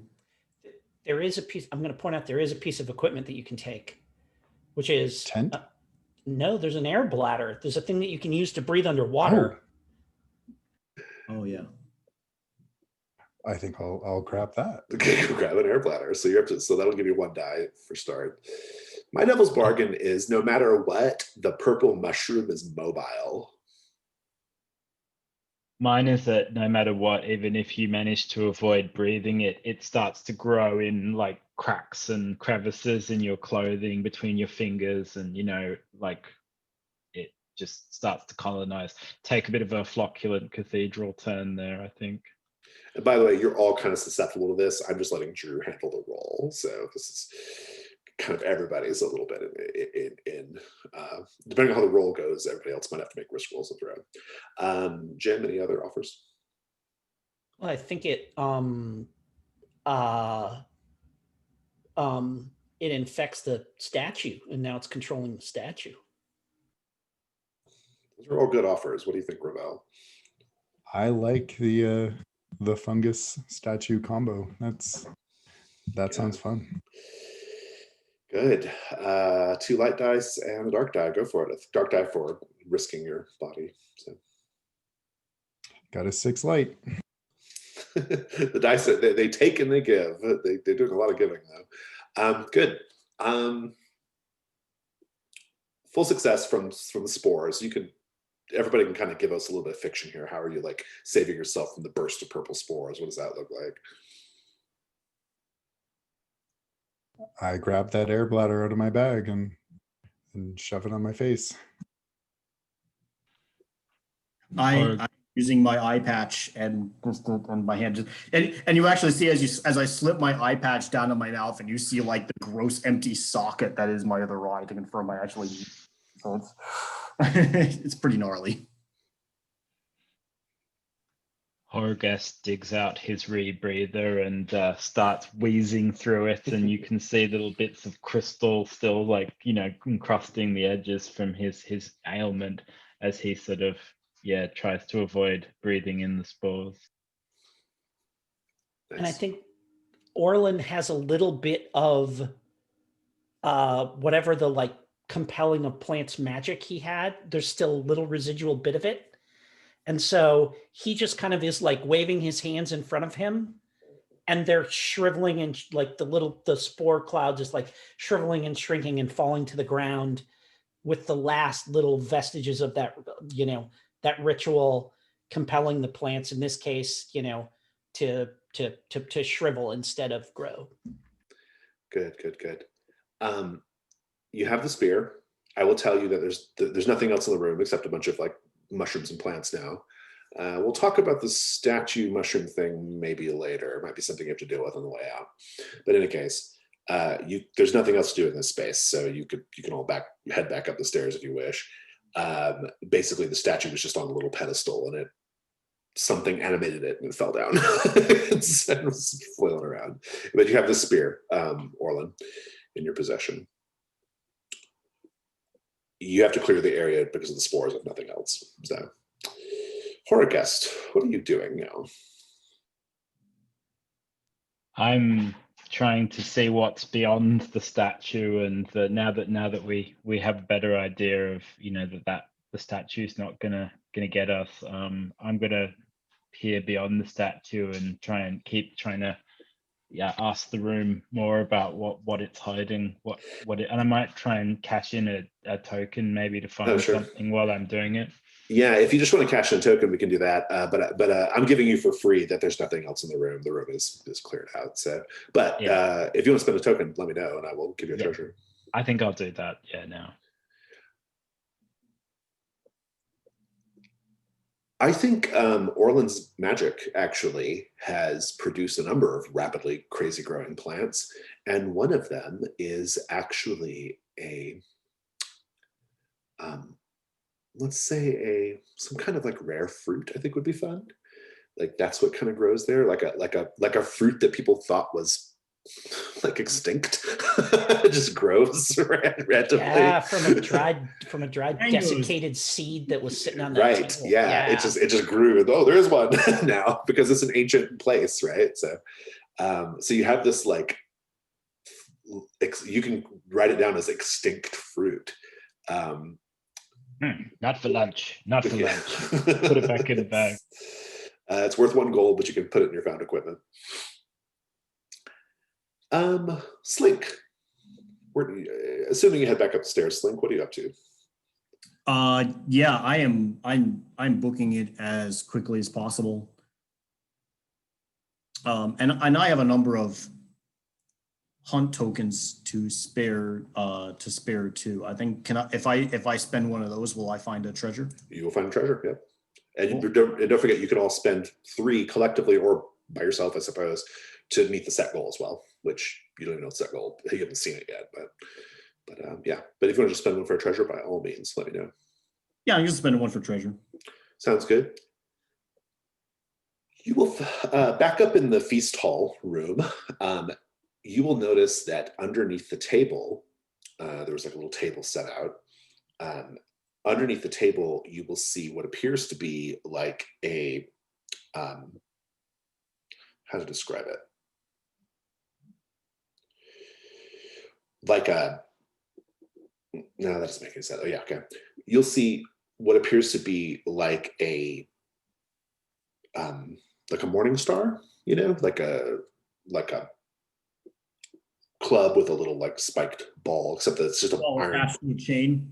Yeah. Well, no, it's not the chained one. It's like it's just like a heavy like ball with a single like wedge spike coming out of it. Okay. It's probably not super functional as a weapon, if I'm being honest, because it's so old. It's more of like it has value as an antiquity, like something that was buried here. So it's worth 1 gold. So ancient morning star. It's almost more like a symbol of authority than it was. Precisely. Yeah. Cool. Yeah, I'll snatch it up. And Revel, what about you? rebel. I think I'll also turn in one of my hunt tokens for gold. Sounds good.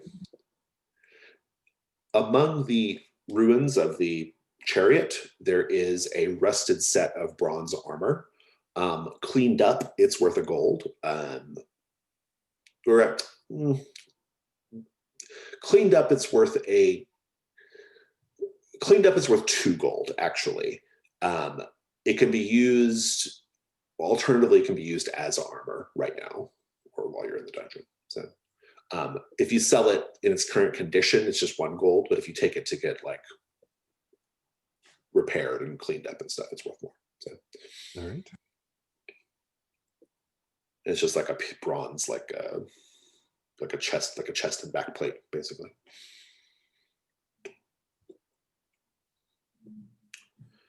And Orlin, what are you coming back into the feast hall? You up to? Yeah, coming back into the feast hall, I would like to, if 2 other people want to spend 1 hunt token each, I will be the first to drop a hunt token to just get us to the set goal.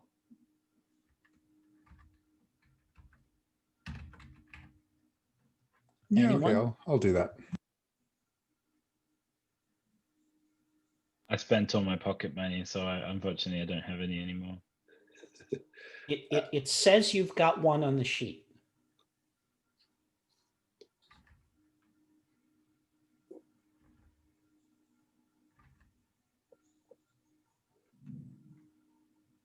Just forgot to update it. That's fixed. Slink? So I'm up to, yeah, unless Slink gives you 1. Slink, you want to help us out here? Yeah, I can give you 1. Cool. Okay, so 3 hunt rolls tokens spent. You will automatically achieve the set goal, safely navigate the stone guardian path. I'm going to take over the fiction for a little bit, if you don't mind. So the other path, this earthen path out of the feast hall, kind of a carved tunnel that kind of winds this way and that. There are red stone statues, 3 of them, in little niches all along the path. You will not get very far before you realize that they move. They have opal eyes, and the opal eyes glow as soon as they sense you. With a little trial and error, you'll realize that they won't come after you unless they can see you. And so if you cover their heads with something so the opal eyes can't see you, you can just safely go down the tunnel. They won't bother you. Does anybody have something they can use to cover their eyes with? Yeah. I kind of get close enough to where I can reach out, and holding the witch's arm, I cover the eyes with my hand so that we can walk by that one. And then I, kind of like sort of do one of these as I go by. And then once we're past the other side of it, I pull the arm away. Good. I'll paste some tar on the eyes of another one with a little Nice. pot of tar. Like, Good. Is it enough to have something like if I have particles that I can throw into their eyes? Yeah, as long as you obscure their vision and they can't see you, like even if they know you're there, if they can't see you, they won't move. So yeah, I'm gonna take Grandma's ashes from me. nice. Just put a little of that there. Thank you, Grandma. But yeah, you can navigate through this like tunnel. There's like 3 of these stone guardians. They're like 7 feet tall, like kind of like that last statue, like kind of roughly carved warrior statues, right? They didn't have weapons or anything, just their fists. And you cover their eyes enough to get past them. And that is set goal complete. The tunnel opens up. Well, let's take a 5-minute break. We'll take 5, come back and finish up the dungeon.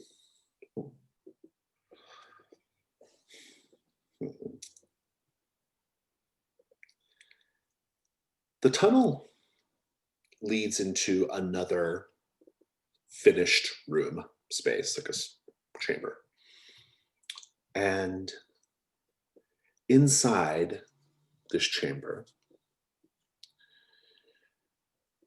it's about the size of we say it's the size of like a like a very large den in a house about that size.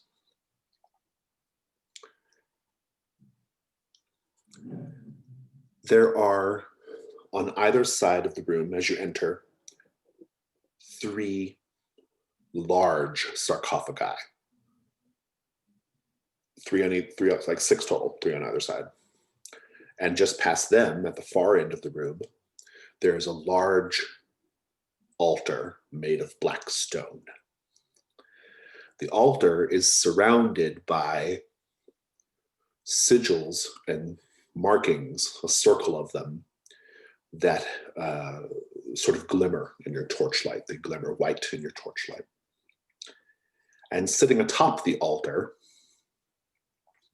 on its haunches, kind of like squat on top of the altar, is a beast, the body of a man with perfectly like onyx black skin, very muscular, naked, with a head that is like an auroch skull, like a big, like skull, like a cow skull with big horns, right? And the nostrils and the eyes of the skull have glowing red smoke pouring forth from them. The creature is on the altar, and it sort of looks up when you all sort of approach, or when you like come into the room, or like as you appear in the threshold.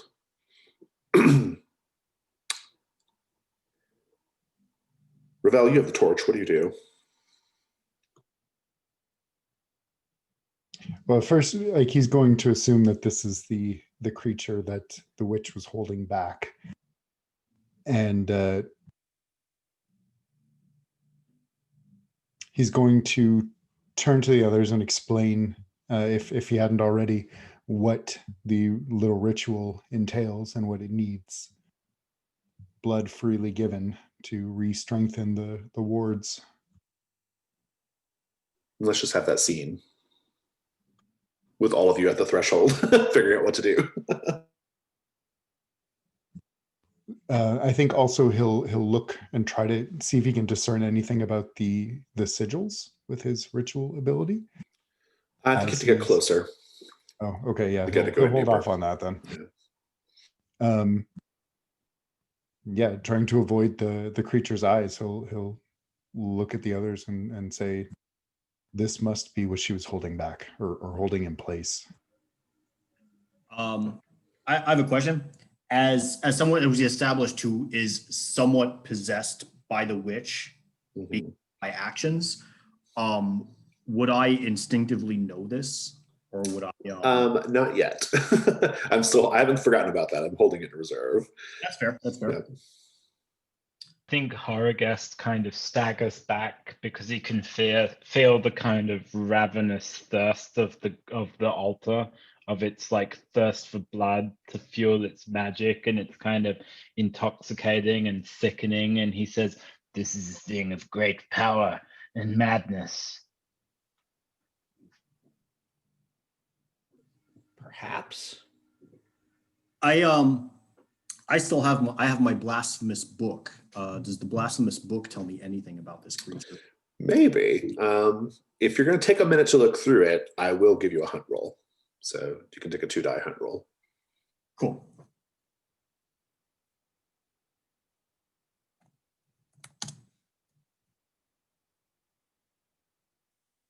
Oh, I get a token. Nice. I have a 5 and a. The 6 is the one we care about, the high one. Good. You got a token. Yes, the book is helpful here. The book actually has an illustration of the creature. The creature is,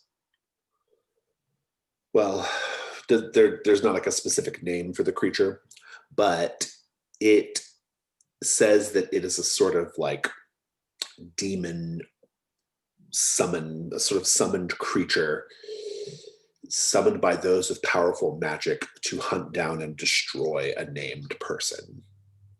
So the witch was not lying about that. This creature probably was sent to destroy them. You'll also see a note that says it can be bargained with.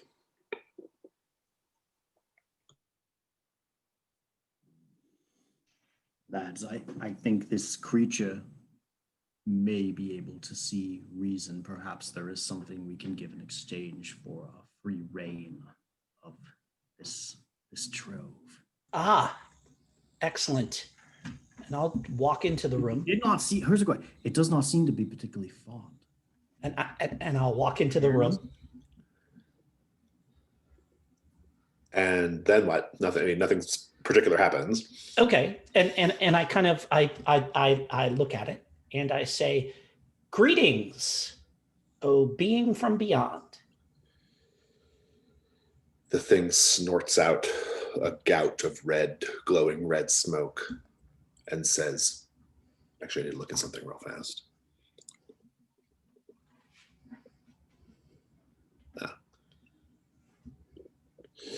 It says,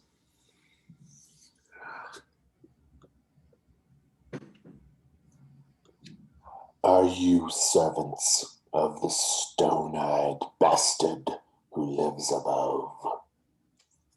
Absolutely not. We are mortal enemies of the stone-eyed bastard who lives above. And I take the stone eyes out and say, "They killed him. They killed the stone-eyed bastard. I got his eyes." And yet, I sense the witch with you even now. Ah, yes. Well, there's a reason for that. And that is because I am sure that wherever it is that you're compelled to return to, once you've completed your task, they'll require proof that you've completed your task. Luckily, I have that here for you. And I reach into my pack and I triumphantly hold up the witch's hand and I say, "We seek merely to plunder this place. We have no quarrel with you. I'm sure you wish to get home. Perhaps..." That reminds me of the next set goal. In fact, the next set goal is to discover the entrance to the warlord's tomb. Since you're here to plunder. Sure. Continue, Orlin. Sorry. And I kind of hold it up and I say, "This will be the proof that you need to return home, knowing that you've completed your mission." And I just kind of hold it out to it.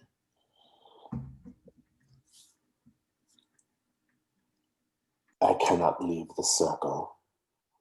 Step inside and hand it to me."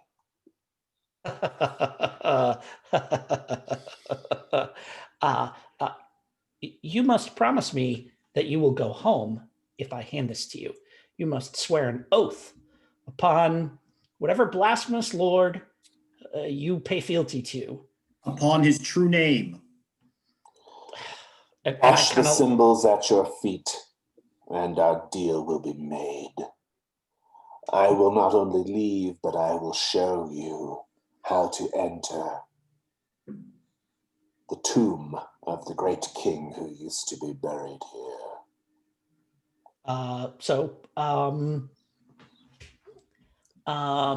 Kind of look back at the others, shrug. We could ask the jailer rather than the prisoner.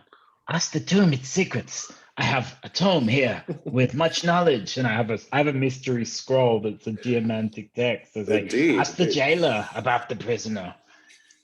Do you consult your mystery scroll? Yes, I would like to do that. Yes, please. Do a hunt roll of 2 dice.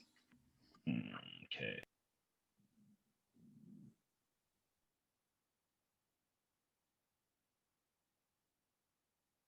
That's a 5.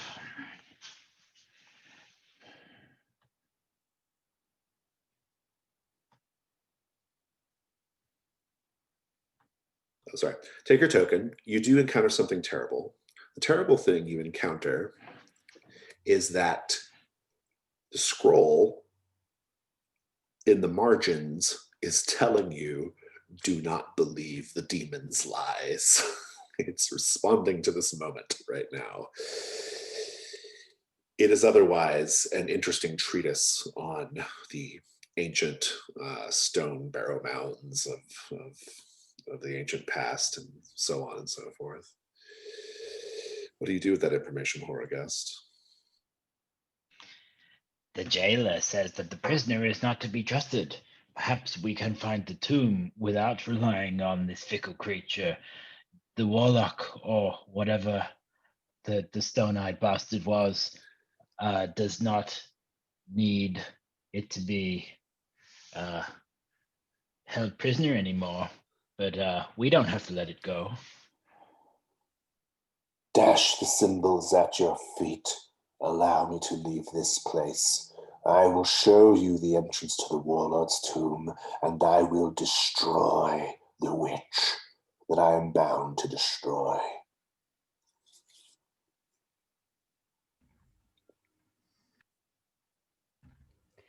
So I'm going to squat down and kind of like look at the symbols there with an appraising eye,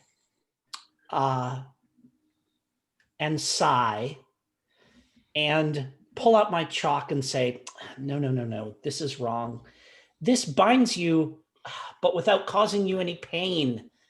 And I will take my chalk and carefully tweak the symbols to try and apply some leverage to this demon.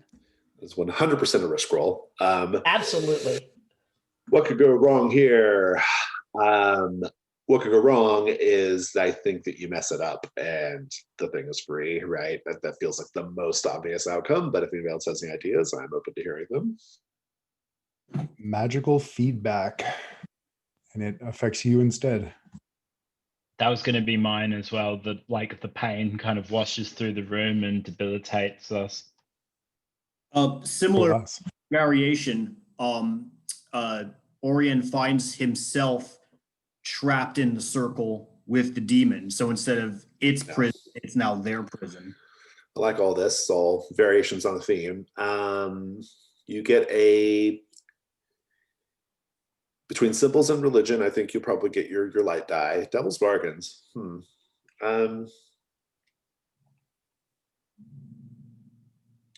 My devil's bargain is no matter what, the witch reveals their presence in the scene. Yeah, I mean, and clearly, I like I've been playing as that. Orlin doesn't know that that's going on. So No one does. None of you know about the witch. Absolutely, Yeah, it was a total misunderstanding when the thing said the witch is here, and you're all like, "Well, yeah, it's because we have her hand in her eyes," Yeah, so. I think I like that one too. Yeah, agreed. That's your one offer. Do you take it? Oh, hell yeah. 2 light dice and a dark die for, you're definitely risking your mind or body to do Oh this. my gosh, yeah. So roll 2, 1. White 6. Oh yeah. My goodness, the dice are so kind today. Very good. You succeed. I'm going to take the fiction now. So I think the way this looks in the fiction is Slink, if you're okay with this, Mark, Slink, momentarily possessed by the witch, walks up and like guides your hand, Orlin, to draw the marks correctly. I like that a lot. And that causes the creature to throw its skull head back and let out like a cry of pain as like, this, and the space is starting to fill with this glowing red smoke. And it looks at you and says, Enough. Dash the symbols at my feet, and I will leave you to ransack this place. You have my word. And as a gesture of good faith, I shall show you. And it turns and lifts off the heavy lid of the altar, just tosses it off. And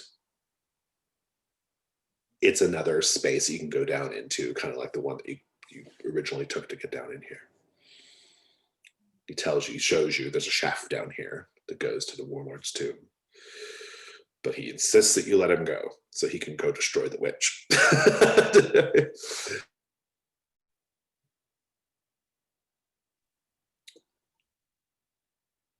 Is that to me?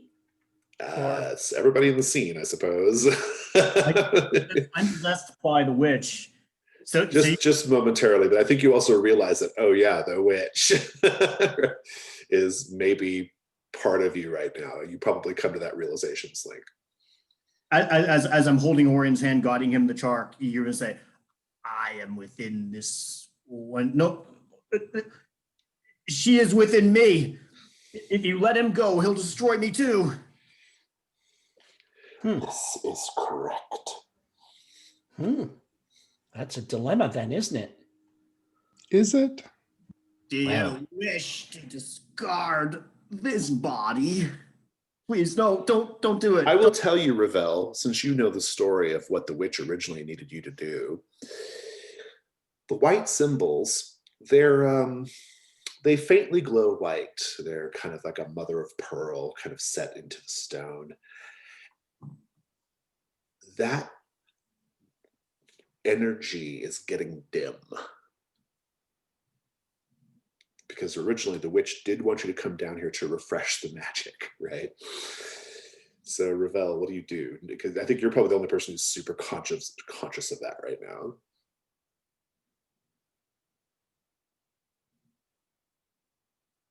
Oh boy. Seeing that and kind of knowing what it needs.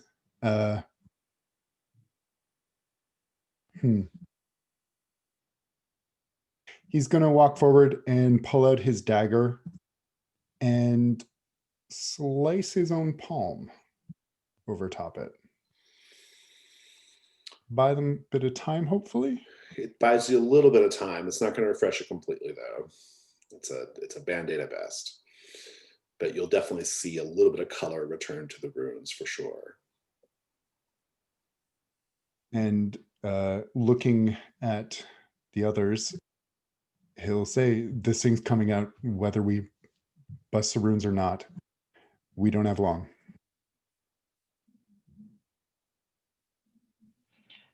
Can Haragast study the way the runes are constructed to see if even if the runes are staying in place for now, can we change the grammar of them a little, like with adding pain to them? Is there some way we can change the context of the binding to our favor, like study the syntax of the runes? I'm into that. What are you trying to accomplish by doing that? I'm trying to find basically a way of not lifting the imprisonment, but changing its conditions so that the creature isn't in our way. If we want to get to the Warlord's tomb, is there any way we can keep it imprisoned, but perhaps move, like walk past it, basically?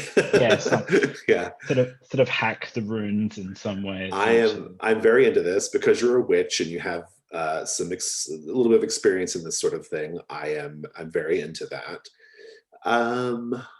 Yeah, I'm into it. It's good. I think it's a risk roll, and I think the outcomes are, again, probably similar to what we were just doing. Let's take a look at your dice. I'll give you one die for rituals. Devil's bargains. My devil's bargain is that you, Horagest, can't leave. You have to basically stay there and hold the magic in place so that they can walk past the demon and go down. That's my offer.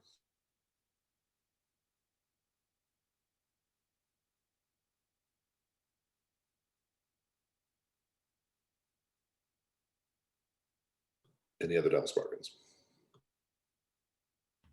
I mean, the witch jumps to him because he's the one doing the magic. Yeah. Or the witch completely possesses me, like not just like a voice in the back of my head, but is pretty much just riding Slink's body around like a puppet. I like that as a bit of fiction, but I do think I kind of want the Devil's Bargain to be more focused on Horrorgast, I think, as a legit Devil's Fair enough. Bargain here. Think you're up to 1, 2. Well, the Jim's offers could offer 2. Drew, any offers?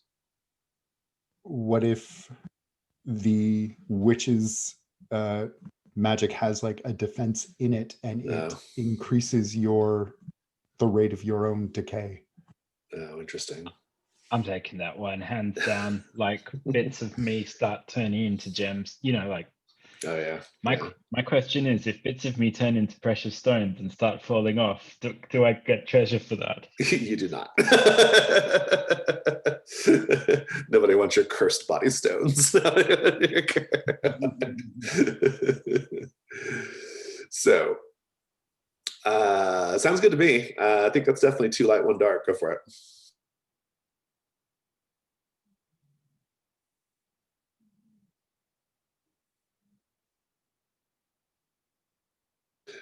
Rick 2-1. The dice are so kind. Oh my goodness. Okay. I'm not sure who Rick is, but that worked a lot better that time. Good. Awesome. It succeeds. Give me the scene. What does it look like?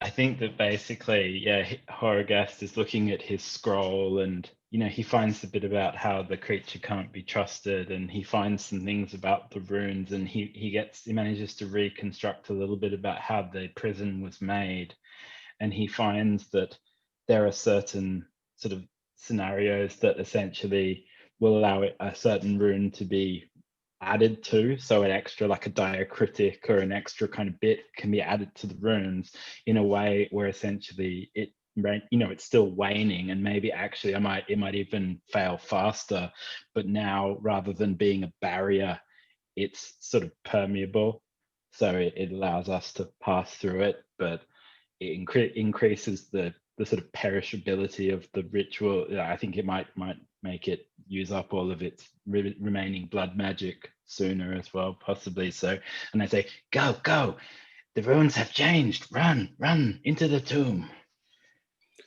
Good. So you all don't know what you're getting when you come back.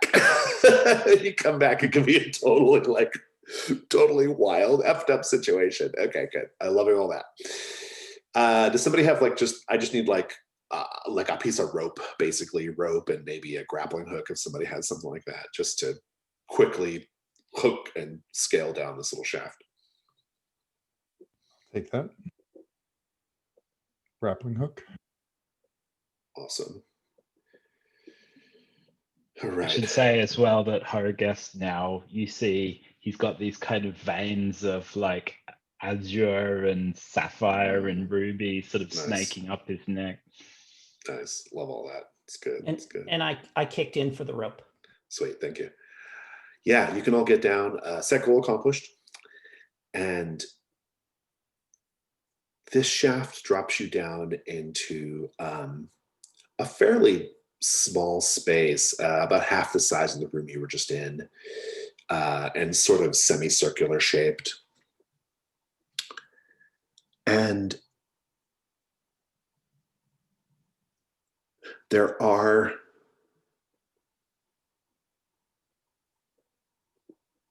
is essentially in this room, the centerpiece of this room is an open sarcophagus, standing upright. Inside, there is a surprisingly well-preserved red-bearded man laying in there, arms crossed, clutching a very highly polished bronze spear, and he's wearing like a crown of beaten gold on his head.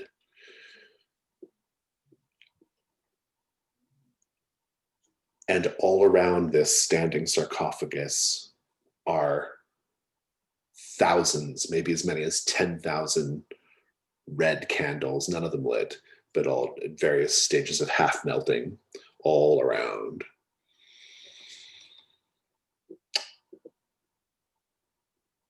Slink, what do you do? Let me look at my sheet. Well, what immediately what I do, what sort of valuables is the red bearded corpse carrying? Just the bronze spear, and he's got this gold crown on his head. Bronze spear and gold. It seems like the peak of this is the gold crown. It's otherwise just kind of like it's a mummy essentially, like it's wrapped, and you can see this red beard, and like there's still like a little bit of desiccated flesh on the face, right? Well, he's not going to need that crown then, so I'm going to grab that crown. Indeed. You can. The crown is worth 3 gold to the right buyer. In Fort Duran, it's not worth that much, but if you take it somewhere where somebody would want such things, 3 gold. 1 gold in Fort Duran. Put it on my head. What about the rest of you? What are you all doing? I'm sniffing for grave goods, for interesting smells of semi-precious stones and gold and silver. Yeah, I think that's good. You could take a hunt roll. You could take a hunt roll, I guess. You go sniffing for all the little bits and pebbles and stones and such, but you always miss the obvious. Some things smell better than gold alone. You do you, man. So is that a 2 dice hunt roll? Oh, we did that as a 1 dice before the sniffing, didn't we? Because it's kind of speculative sniffing without any basis in ability.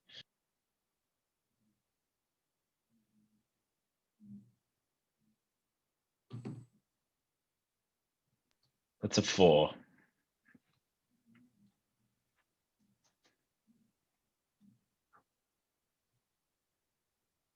Jason, you're muted.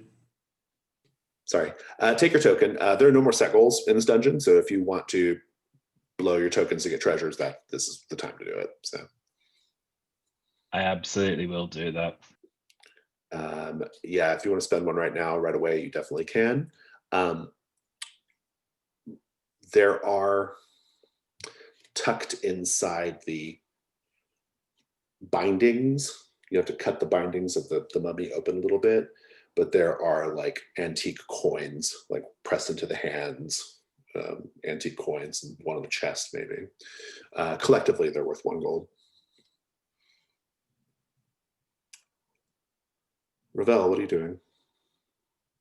He's the red bearded mummy was holding a staff or A bronze spear. Bronze spear. I think knowing full well how terrible of an idea this is, he's going to go for the spear. Indeed. And I actually owe an encounter something terrible still to Horagest, and this is all kind of tied together. You will hear the sound of stone grinding against stone back up above.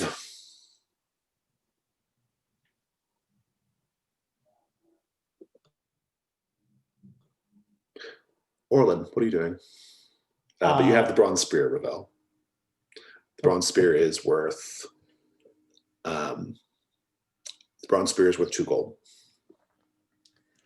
I'm gonna pull out my shovel and swing back hard and whunk, take that well-preserved red-headed head right off of that body, grab it by the hair, stick it in my bag. Some historians, some historian is going to pay me bank for this, for the head of King What's-His-Face. I'm like, oh yeah, when you can bring back stuff like this. Why are you defiling bodies? This is what do you get correct? What do you get from collecting body parts? When I rob graves, they stay robbed. They That's stay all robbed. I'm saying.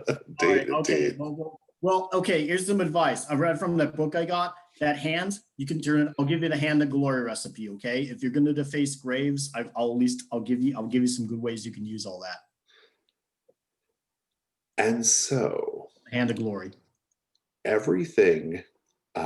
There's doesn't seem to be much more going on with the mummy. what, and you hear the sound of heavy stone being dropped on stone. What do you do? This is bad. This is very bad. How about Horst? You're our stone guy. Let us know what's up. Well, I think it's stone on stone bad. I'm going to throw some of my marbles back up the shaft again to see if my friends will tell me more about what's going on up the top. You learn nothing, but you do hear this. You hear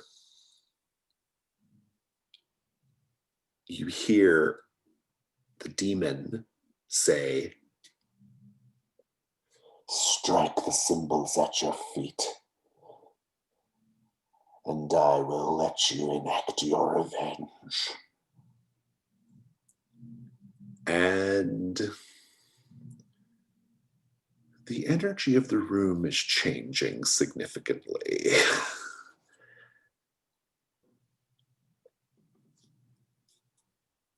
You hear scuffling of several sets of feet up above. Something's going on. The demon is giving a triumphant bellow. What are you all doing stuck down here in this tomb? What are you? Where's the nearest exit? Back up the shaft. Yeah. Oh, okay. Because we gotta find a way back up. You have it. There's a rope and a grappling hook. That's still there. That's true. I'm gonna yell to everybody. We should get out of here. A capital plan. Smartest thing you said all day. Just bolt for the rope and scramble back up. Head of the mummy, a capital plan. On. Who is going up first? I'm going first. Slink. It's not a very long shaft, so you can quickly scramble up. There are mummy warriors that have come out of the sarcophagi that were on either side of the room, greeting you. Basically, they're waiting for you. No sign of the demon whatsoever. But these mummy warriors are there, and they will lunge for you as soon as you pop your head up out of the shaft. What do you do? I am going to hack at any warrior that comes at me immediately with combat. You have to do a round of combat by yourself, and then you can be joined by the rest of the group. Cool. Combat, first round, 1 die. Their collective endurance is 11. So you have to get an 11 on a single die roll. This is not possible. Skills I can apply. So no, none applies. But you have to roll a weak point though. So first of all, roll weak point. So roll /weak and tell us how you're vulnerable right now. Probably just /weak. Okay. But yeah. Oh, just /weak. Oh, I'm sorry. I got a wrong order. It's just /weak. There's no number.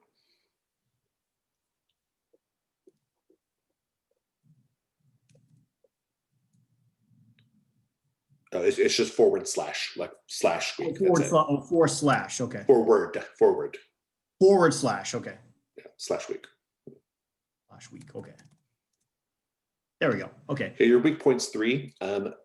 Describe how the number doesn't mean anything. It's arbitrary, but like just describe like in this moment, how are you vulnerable right now? Well, in this moment, I'm wielding basically only a knife, a very small weapon. And so I imagine these mummies can get a very easy grip on me. And they also have no restraint. So they're literally just with the force of their undead strength, just like shoving their fingertips directly into my chest. And you can see it's really gory. It's nasty as hell. Indeed. So basically you are outmatched essentially. Yeah. Roll a combat 1. Let's see how that goes. Combat 1.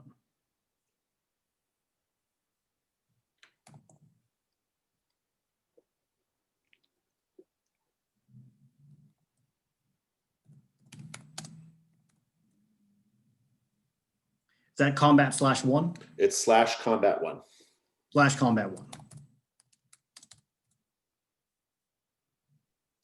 4. Okay, so you don't get hurt, which is good, but you also are not going to win the fight either. Just describe a little bit like the scene as the fight starts. Like, what are you doing? What's happening? I'm assuming they see anyone who is watching is seeing the mummies advance on me, and I try to grab a mummy and stab it like I would like a normal human with functioning organs, and I do. But when you're undead, you don't have to worry about things like your kidneys or your liver or whatnot. So it has absolutely no effect, and the mummy just stabs me right back with his bony fingertips. He sticks it right in my neck, and you see all this gore and stuff pop up as he's just digging his bony claws into my clavicle. Nice, good. But not enough to hurt you, though, or not enough to get ruined anyway. Right. Everybody else, you're all scrambling up. You're seeing the mummies. They've surrounded Slink, and he's flailing around. Everybody, describe how you're vulnerable in the fight and roll weak point, please.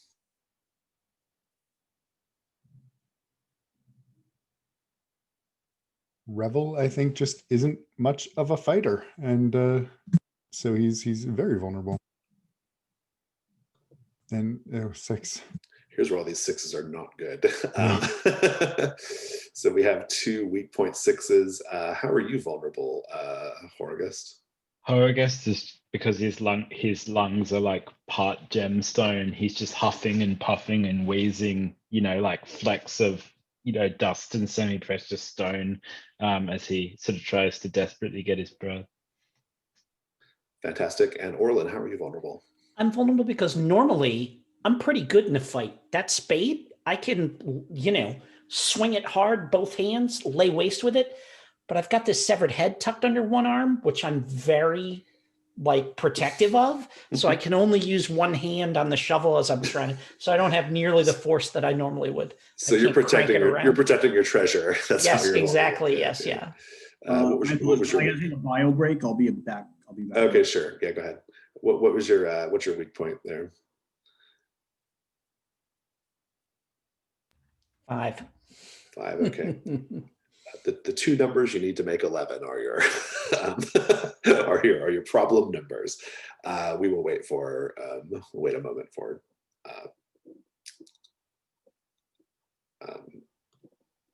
Mark to get back. So we'll pause this real quick. Okay, so we have our weak point. Our weak point numbers are 6, 5, and 3. 2 people have 6s. The second round of combat is going to be, there's 1, 2, 3, 4 of you plus 1, so 5 dice. Orlin, why don't you do the honors? Roll combat 5, please. Yeah, you bet.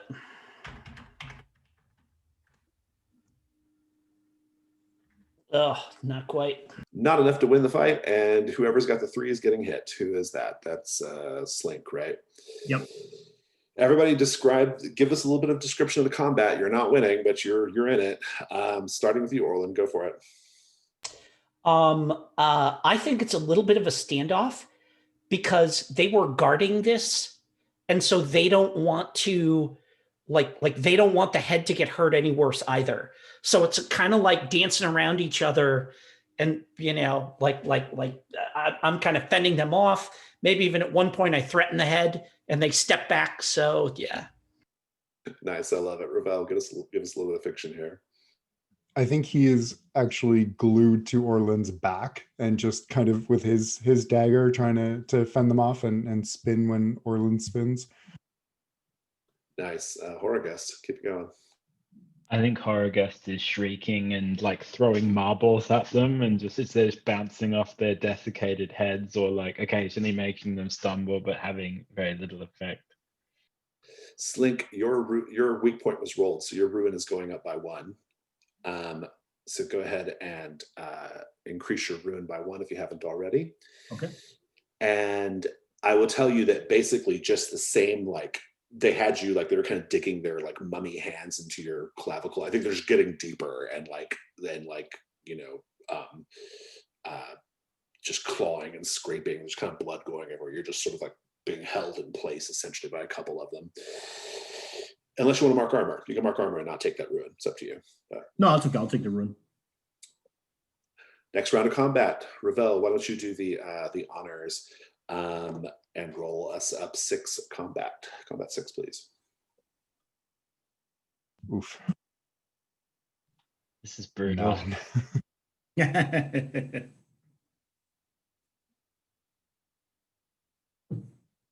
No 3s or 6s, but 1 5. What was the total? What are the 2 highest? 9. 5 and 4. Not enough. Who has the 5? That's Orlin. We'll start with you, Orlin. Describe your hit, unless you want to use your armor. I'm going to use my armor. Yeah. Like one of them, comes in to rake at me, and it's the thing where I like kind of just, they're coming at me, and I just sort of duck my head down, and like they grab my hat and just pull it right off of my head, because they're not that smart. They think like their claws sink into something, like and then it goes back. But it turns out it's just my hat. So yeah. Nice. And because now you have a better look at them as well. They're sort of like mummies that are they're basically like warrior mummies, right? They don't have any weapons that they're using. They're just using their hands, or no, they have swords. A couple of them have swords. Some of them using their hands. In any case, they have just simple wrappings, and they do have preserved bits of hair and facial hair over their withered faces.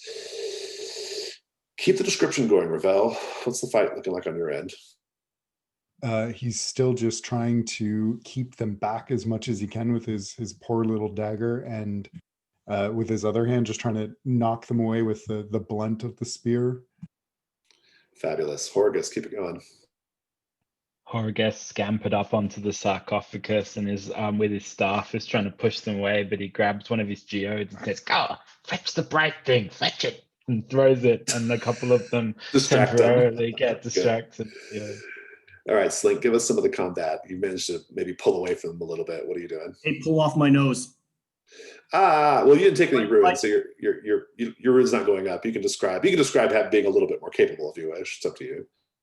I don't know. I actually kind of like this. I like the fact that like my that Slink escaped to prevent from losing one eye and ended up losing more. His nose got gnarled. Yeah, that's yeah. So as one mummy's taking his clavicle, the other mummy reach out and just straight up pulls off his nose, and all the meat from above, like I love it. just slides off like Yum. and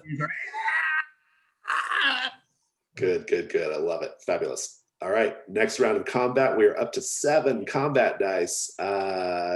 James, do the honors here, or Horgus. Combat 7. There you go. Big bad hit for whoever had 6 on there. Oh, Jesus H. Christ. That was 4 total 6s rolled, 1 5 and a 3. So I assume those of you with 6s are going to mark your armor to not take this hit. Yes. Oh yeah. Whoever has the 5 and the 3 are also going to get hit for 1 ruin unless you mark your armor. But let's have the fight though. Let's start with Horgus. You get the upper hand now. You're going to defeat them now, so you can describe killing some mummies. What does it look like? Horgus starts laying about him with this geomantic staff, and like there's all the cracks of sort of arcane energy coming out of it. But then one of them grabs him by the head and kind of pulls him off the sarcophagus and like rips the iron diadem off his head and like rips it in half with its undead hands. And that luckily, otherwise that would have been his head pulled apart like a melon. And he sort of rolls between their legs and manages to get away as he sort of smacks a few of them, and like bits of them catch on fire as they fall down. I love it. Ravel, give us some combat. So he manages to get his dagger like right up under the skull of one, thinking, "Oh, that's great, that's killing," and it isn't. And it reaches out for him with its own dagger and gets him in the chest. And there's a sound like a I'm not sure what a fantasy equivalent is, but like a capacitor burning out, just as his one of his amulets just suddenly glows with heat, and he lets out a yelp, and you smell like burning skin, but he's safe from the blade. and then he tweaks his own dagger, and the head just pops off. Nice, I love it. Slink, kill some mummies. All right. So as he's shrieking with his nose freshly ripped off, Slink takes his leg and uses it. He takes his foot and uses it to pulverize the knee of the mummy who inflicted that damage, causing it to fall back, and then uses the momentum to push it back and get as far away from it as possibly can. Nice. Orlin, finish him off. Yeah, I mean, I think, I think one of them comes at me and basically grabs me by the lapels, right? And is doing that thing where it's pulling me in and it's actually going to try and bite my face, and it's shredding my coat as it's doing this and everything. And, the swinging, the spade hasn't been kind of really working that well. So I kind of do one of these where it slides down in my hand and I'm holding it just above the spade. And I just do the wham, wham, wham, 3 times with the flat of the spade into its face, mashing its face a little each time until it just, I bash it enough that it, whatever was animating it goes out and it drops, kind of raking its claws down my coat as it does. I Nice. think you need a catchphrase after that.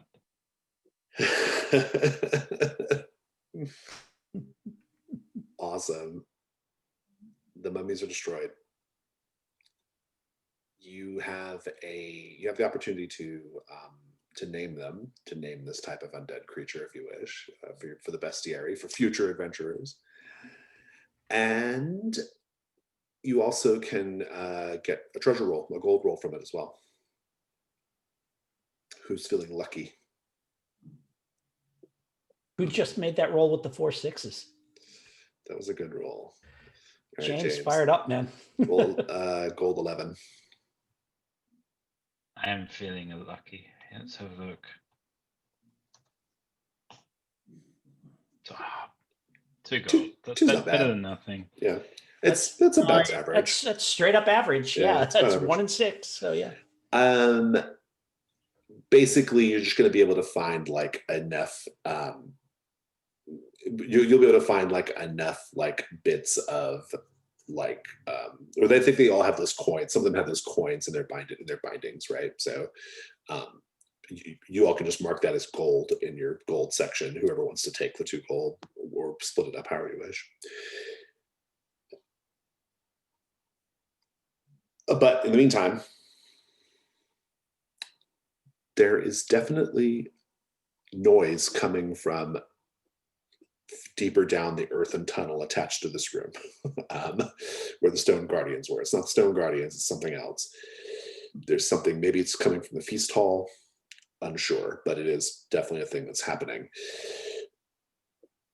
Ravel, what do you do?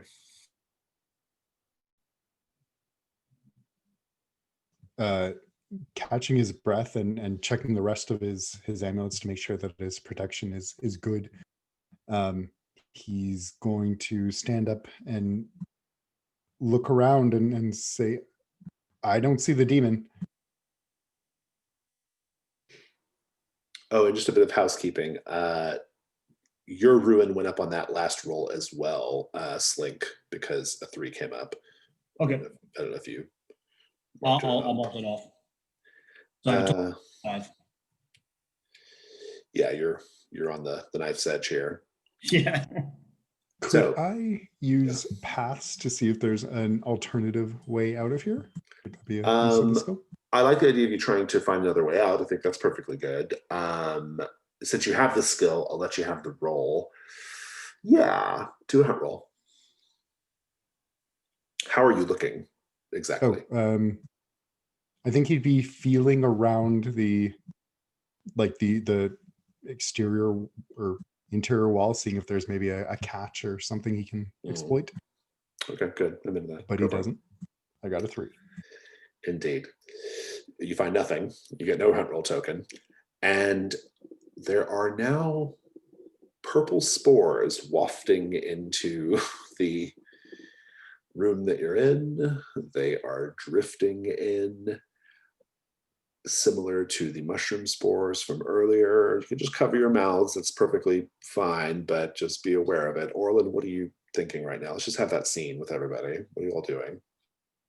Well, I have no nose now, so that makes me extra vulnerable. Yeah. Doing the eye patch, cover my mouth, and I am going to Blood everywhere, right? Yeah. off of my shirt to just tie it around my head. Yeah, blood everywhere. It's huge, super nasty. So now I'm covering my nose and mouth with my sleeve and my eye patch just to.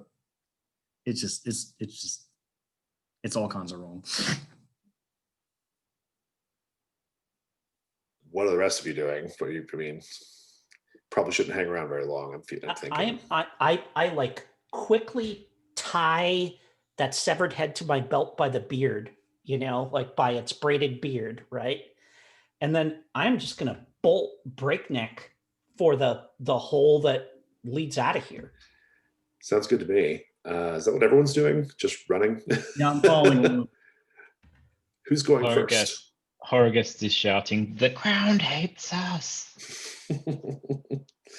I love the idea of everybody. So you don't have an easy way up because although the gravity might help you actually. We do have an easy way up. All we have to do is jump and the gravity will take us boom, and shoot us right out. Yeah, that's what Orlin has in mind. Yeah. Oh yeah. I just need to know who's last.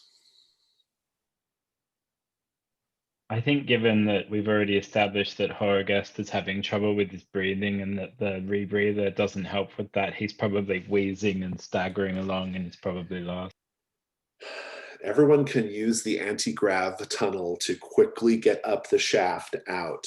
Horrorgest, you are running towards the shaft, the entrance to the shaft. Everyone else is kind of jumping up. When you see that statue covered in purple mushrooms and spore dust lunging in your direction, like from like the corner of the feast hall. What do you do, Horrorgest? No, you're muted, James.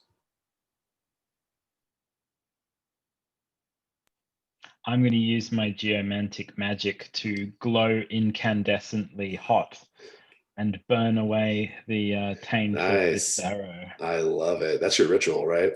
Yep. Awesome. Brimstone. My brimstone ritual, yeah.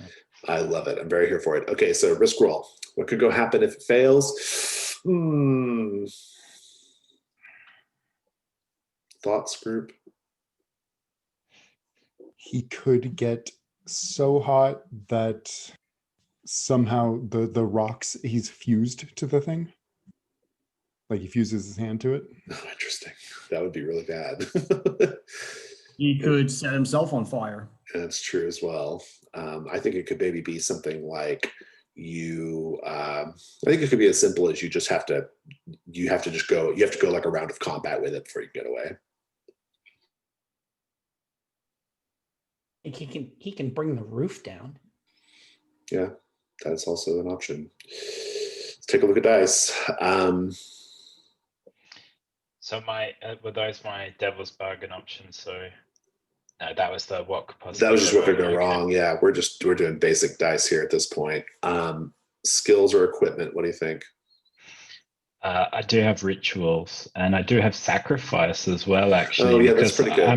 I'm a dying elder, so I'm loving all that. That's good. So you got one light die. Devil's bargains.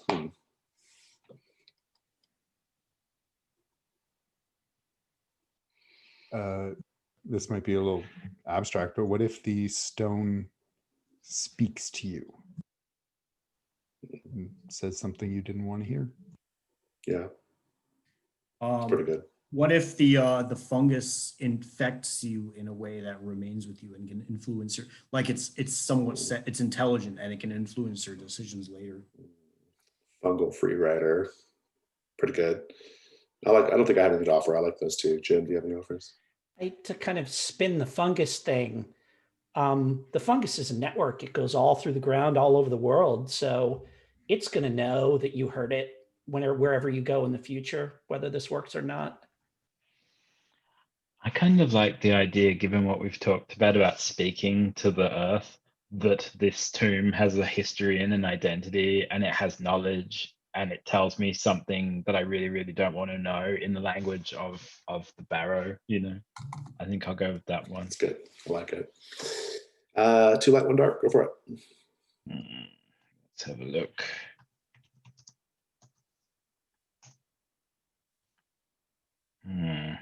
Success with complication. Complication is going to be, I'm going to go with my original thinking of you have to unless he wants to add another dark die and reroll. Well, yeah, I'm going to tell you the complication first. Though the complication that's right. is, Sorry, yeah. I'm gonna make you go around a combat with it unless you have dark die. I think that I will do another dark die. So roll risk 2/2. Oh, jeez. Your ruin does go up, but you do get away clean. What does that look like? Okay, I think what that looks like is I glow, and my geomancy, my armor sort of gets hot too, and sort of pops and pings, and I grab onto the thing, and the sort of fungus that coats it sort of starts burning off and hissing, and the stone starts to melt, and then it just as I it starts to melt away to nothing, it whispers something in my ear perhaps, or maybe like that's the outlet for whatever the message is. And then just as that happens, I start, I have just enough chance to sort of jump up and get into the gravity well. But I think as that happens, I start to kind of, as I start to cool down, my skin starts to kind of pop and crack as well, and the bits of crystalline veins start to melt and like run down, and I start it starts burning me. Nice. Anybody have any hunt roll tokens that we'll spend on the way out? I think I spent mine on grave goods.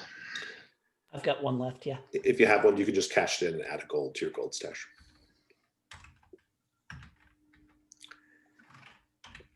You will escape. I've got a hunt token too. Can I spend it? Yep, you can just erase it and put 1 on your gold.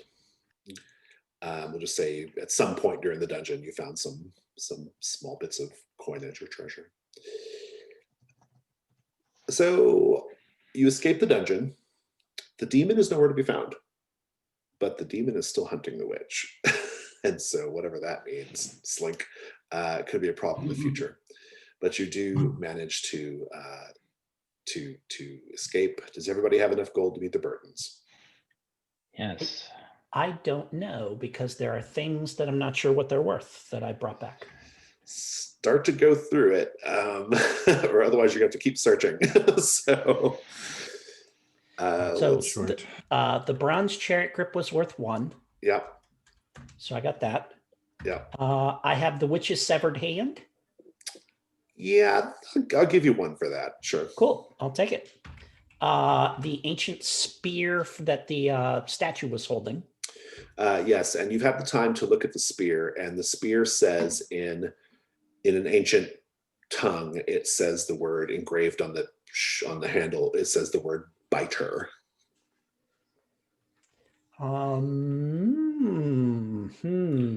Sounds like you're in on burdens. You're good to go there.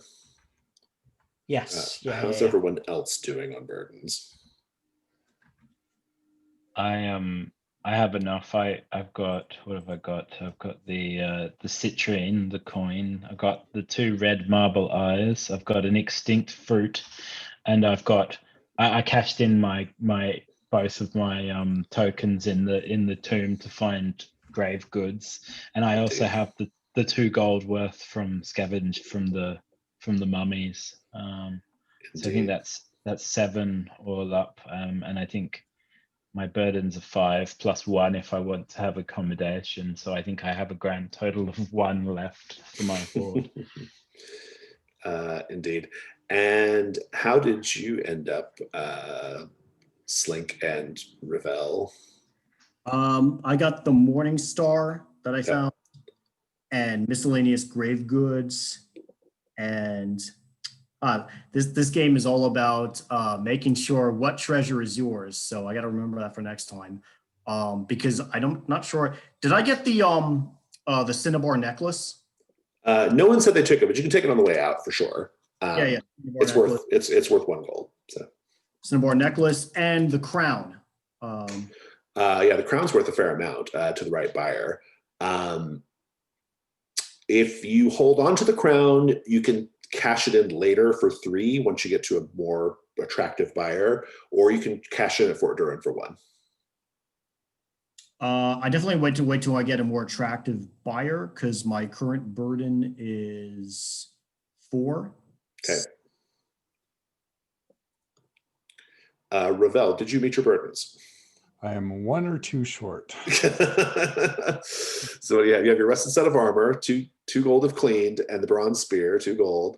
Yeah, you are either 1 or 2 short. Do you want to go search the witch's hut before you leave? Certainly, yeah. Let's try and find that silver, maybe. Yeah. So what do? I mean, the fire's died out at this point. It's just a cold, soup in a pot, and then her little bit of goods and her bedroll. Well, he's going to check the goods and, unfortunately, the bedroll. Okay. Do a hunt roll. Let's just see if you can find anything. 2 for Holmes. Sure. I get a token.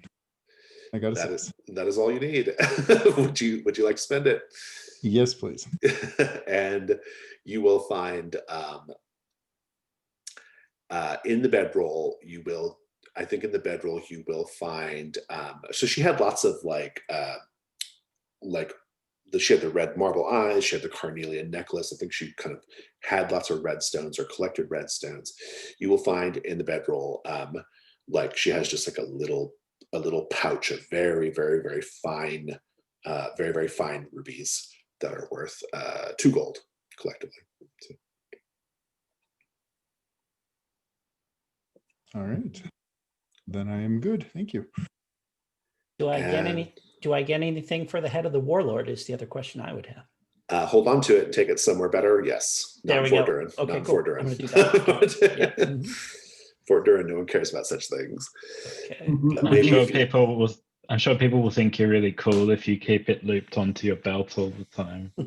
If you want to keep the spear biter, if you want to keep that spear, you can keep it, but you have to increase your burdens by 1.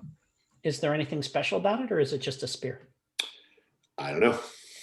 No, you bastard. It's named, though. I got to use it to find out. I know it's got a name that makes it. So, if I just hang on to it to do research on it, but don't bring it adventuring to. As long as you don't ever make it equipment, like weapon got equipment. It. Cool. Can, all right. Yeah. I'm gonna do a little research. I think okay. there's some looking shit up in my future. Yeah. Sounds good. We don't quite have time to do Hearthfire, sadly, because we're just a little close on time. But, well, actually, yeah, I think we do. We can get Hearthfire done because you guys don't have that much money to even spend. Basically, if you scroll down to the bottom of your character keeper, below the heavy black line, you will see a space for your hoard with some various instructions, household, other options, carousing, equipment, library training. You basically can spend your extra money to do things. You unmark your armor automatically when you return to Fort Durin. So all your armor is unmarked. That your burdens cover that. So you can unmark your armor. And who has extra gold? Does anyone have extra gold? 1. Yeah, and 1 as well. You can spend that extra gold to either lower your ruin, or you can lower your ruin by doing one of the doing one of the little scene narration options under healing, or you can spend that gold to, I think you can get a household, which will help you clear your conditions as well as heal a ruin. And I think that costs, or no, you should increase your burdens to get a household. Anybody can get a household with a burden increase. So, and yeah. Otherwise, I think it just goes in your hoard. But I'd like to use a gold to rent a workshop somewhere, like a small little workshop that I can sleep on the floor in, and Nice. and hide a gold somewhere by singing a song to a stone, like a flagstone, so that it sort of opens up, and I'll drop the gold in and then sing again, and it'll close and hide my gold. Nice. So you're establishing a household in the workshop, or are you just hiding your Yeah, gold in the workshop?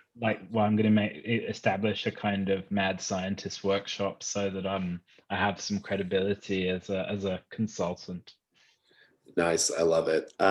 So just increase your burdens by 1, and having the household lowers your ruin by 1 and clears any conditions you might have had. You can't go below your starting ruin though. And you've already described the structure of your household, so we don't need to worry about that too much. But go ahead and mark that space where it says, yeah, you've already marked it. Good. And you can drop a coin in your hoard. The first time you do so, where do you keep the hoard so no one can find it? You've already described that, so mark that. And Ravel, do you want to spend your extra gold? I think I will. I'll pop that in my hoard. Where do you keep your hoard so no one can find it? So the household that he's establishing is a small apartment above a tavern that he calls the Palace. Okay. It is not. It is tiny and filled with cheap pillows and blankets in lieu of any actual furniture. And in one of the floorboards, underneath the lintel, he's lifted one of the floorboards up a little, and just digging under that, there's a couple bricks he pulls out, and it's right in the back there. Nice, good. And the both of you who put hoard away, you are also entitled to narrate a flashback to the moment your drive became important to you.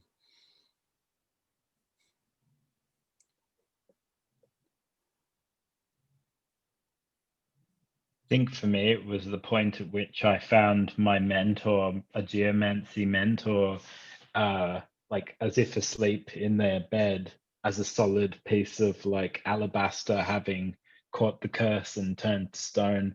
Unfortunately, several weeks later, I started getting an itch in my lungs that turned out to have been that I had caught the curse from my mentor. But it took many years to progress to the stage it has now, where I need to cure. I love it. And Ravel, narrate when did the swirling court become important? I think it was shortly after he was disowned by his family for largely being a debauched ne'er-do-well with some magical talent. And he was on the streets and talking with other young, homeless, magically inclined people. And one of them just mentioned the swirling court. And when he asked about it, the person ran. And so he spent many years trying to track down whatever information he could. And as best that he can gather, it's some sort of coven with ties perhaps to the Fae, and being at least a little bit Fae in his own mind, he is very interested. And it's just been like an itch in the back of his head to join that, even though he's not entirely sure what it is. Nice, I love it. Well, the rest of you who have not done so, you are welcome to increase your burdens by 1 to establish a household if you wish. Establishing a household lets you clear your conditions, plus lower your ruin by 1. And whenever you revisit town, including right now when you establish it. If not, I think Hearthfire is over. So can I do one of the narrative things to heal a ruin, where absolutely. where I can tick a box instead of spending a gold? Absolutely. Which would you like to do? I think that I found in the sewers below Fort Durin an ancient temple that's been long forgotten, a shrine to maybe one of the sisters long since abandoned, and I sang to the sewers and it showed it to me. So I found a beautiful place in the town that's like a little grotto that's mine and mine alone, and I go there to speak to the fort. Nice, good. I love it. It's really good. Awesome. Double checking. You said if I sell the crown in Fort Durin, is that 3 or is that just It's 1 in Fort Durin. It's 3 if you all manage to go somewhere nicer. Who might like go to the capital city or something. Amberay or whatever. Amberay, yeah. I need to sell enough equal to my burdens in order to prevent bad things from happening, or Well, so you met your burdens without doing that, right? if I have all the grave goods if I have all the goods I got from this adventure today, if I sold them now, I would have equal to my burdens. Right, not including the crown. Or including the crown. If I sold it today, like if if you sold it, you'd have to sell it today if you want to meet your burdens. Which sucks, but it is what it is. So. Yeah, no, it is what it is. No, I'd like to meet my burdens, so I think I should do that. Yeah, I'm gonna do that. Indeed. Well, anybody establishing a household? Wouldn't be a bad idea for you, actually, Slink, because you have 5 ruin, and we can figure out other ways of getting it down when we play again. But for now, I just want to get my nose back. You're on the verge, right? So. That might be a good idea. No, we can do it next time. It's not a big deal. Okay, that sounds good. How do you smell? Terrible. Let's do real fast stars and wishes. Let's do stars and wishes. So stars are things that you enjoyed about the session, and wishes are things you hope to see next time when we meet in February. So I'll start. Stars, this was really fun. I had a great time. Loved the dungeon. I thought the dungeon was nice and tight and enjoyable. It was really hyper focused and good. The scene with the witch was really fun for me personally to role play. I had a good time with that. And I enjoyed the sort of like developing banter with your characters and kind of getting to know your characters a little bit. My wishes are, we'll have more time next time, but I definitely do want to get into the drives a lot more. I want to dive into that. I think I also probably want to pick up with and do a little bit more like fleshed out Hearthfire procedure to give you all a chance to do a little bit more. We're a little pressed on time tonight. So, but yeah, those are my stars and wishes. Who else wants to go next? Just say so. Stars for me, this is my first time playing Trophy Gold, and that was just fantastic. I really like the way this game is set up. It's a lot of fun. Wishes, definitely wanting to know the rules a little better. I definitely feel like I was like along for the ride for this session, but that was a positive too. It was a good ride, and now I'll be more caught up when I join in next time. And in terms of wishes, I think a little more role-playing opportunities. Like I said, this is the first session, so we're just going into the adventure and everything, but a little more like that Hearthstone kind of like, hey, we're catching up on our characters, as it were. That would be cool. But yeah, that's me. That's good. Awesome. Thank you. Drew? Stars, I was going to say to Mark for just going for it. Every opportunity, you just dove right in. And it was fun to see like how that reflected in the story and with the characters. That was cool.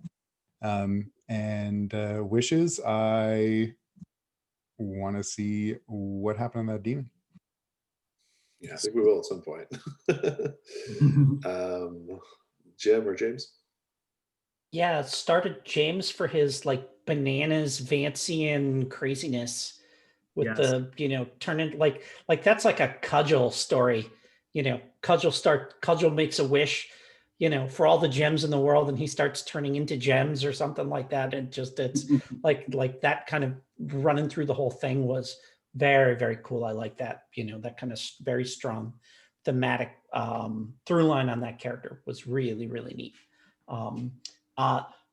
Minor technical wish or whatever, gameplay wish or playing online wish, which is, Jason, that you would just type our set goal out and drop it into the chat or something, or put it somewhere basically so that we can glance and go, oh yeah, that's right. That's what the set goal is. Sure. Yeah, some of them started to run a little long and I was like, wait a minute, what exactly is it we're trying to do again?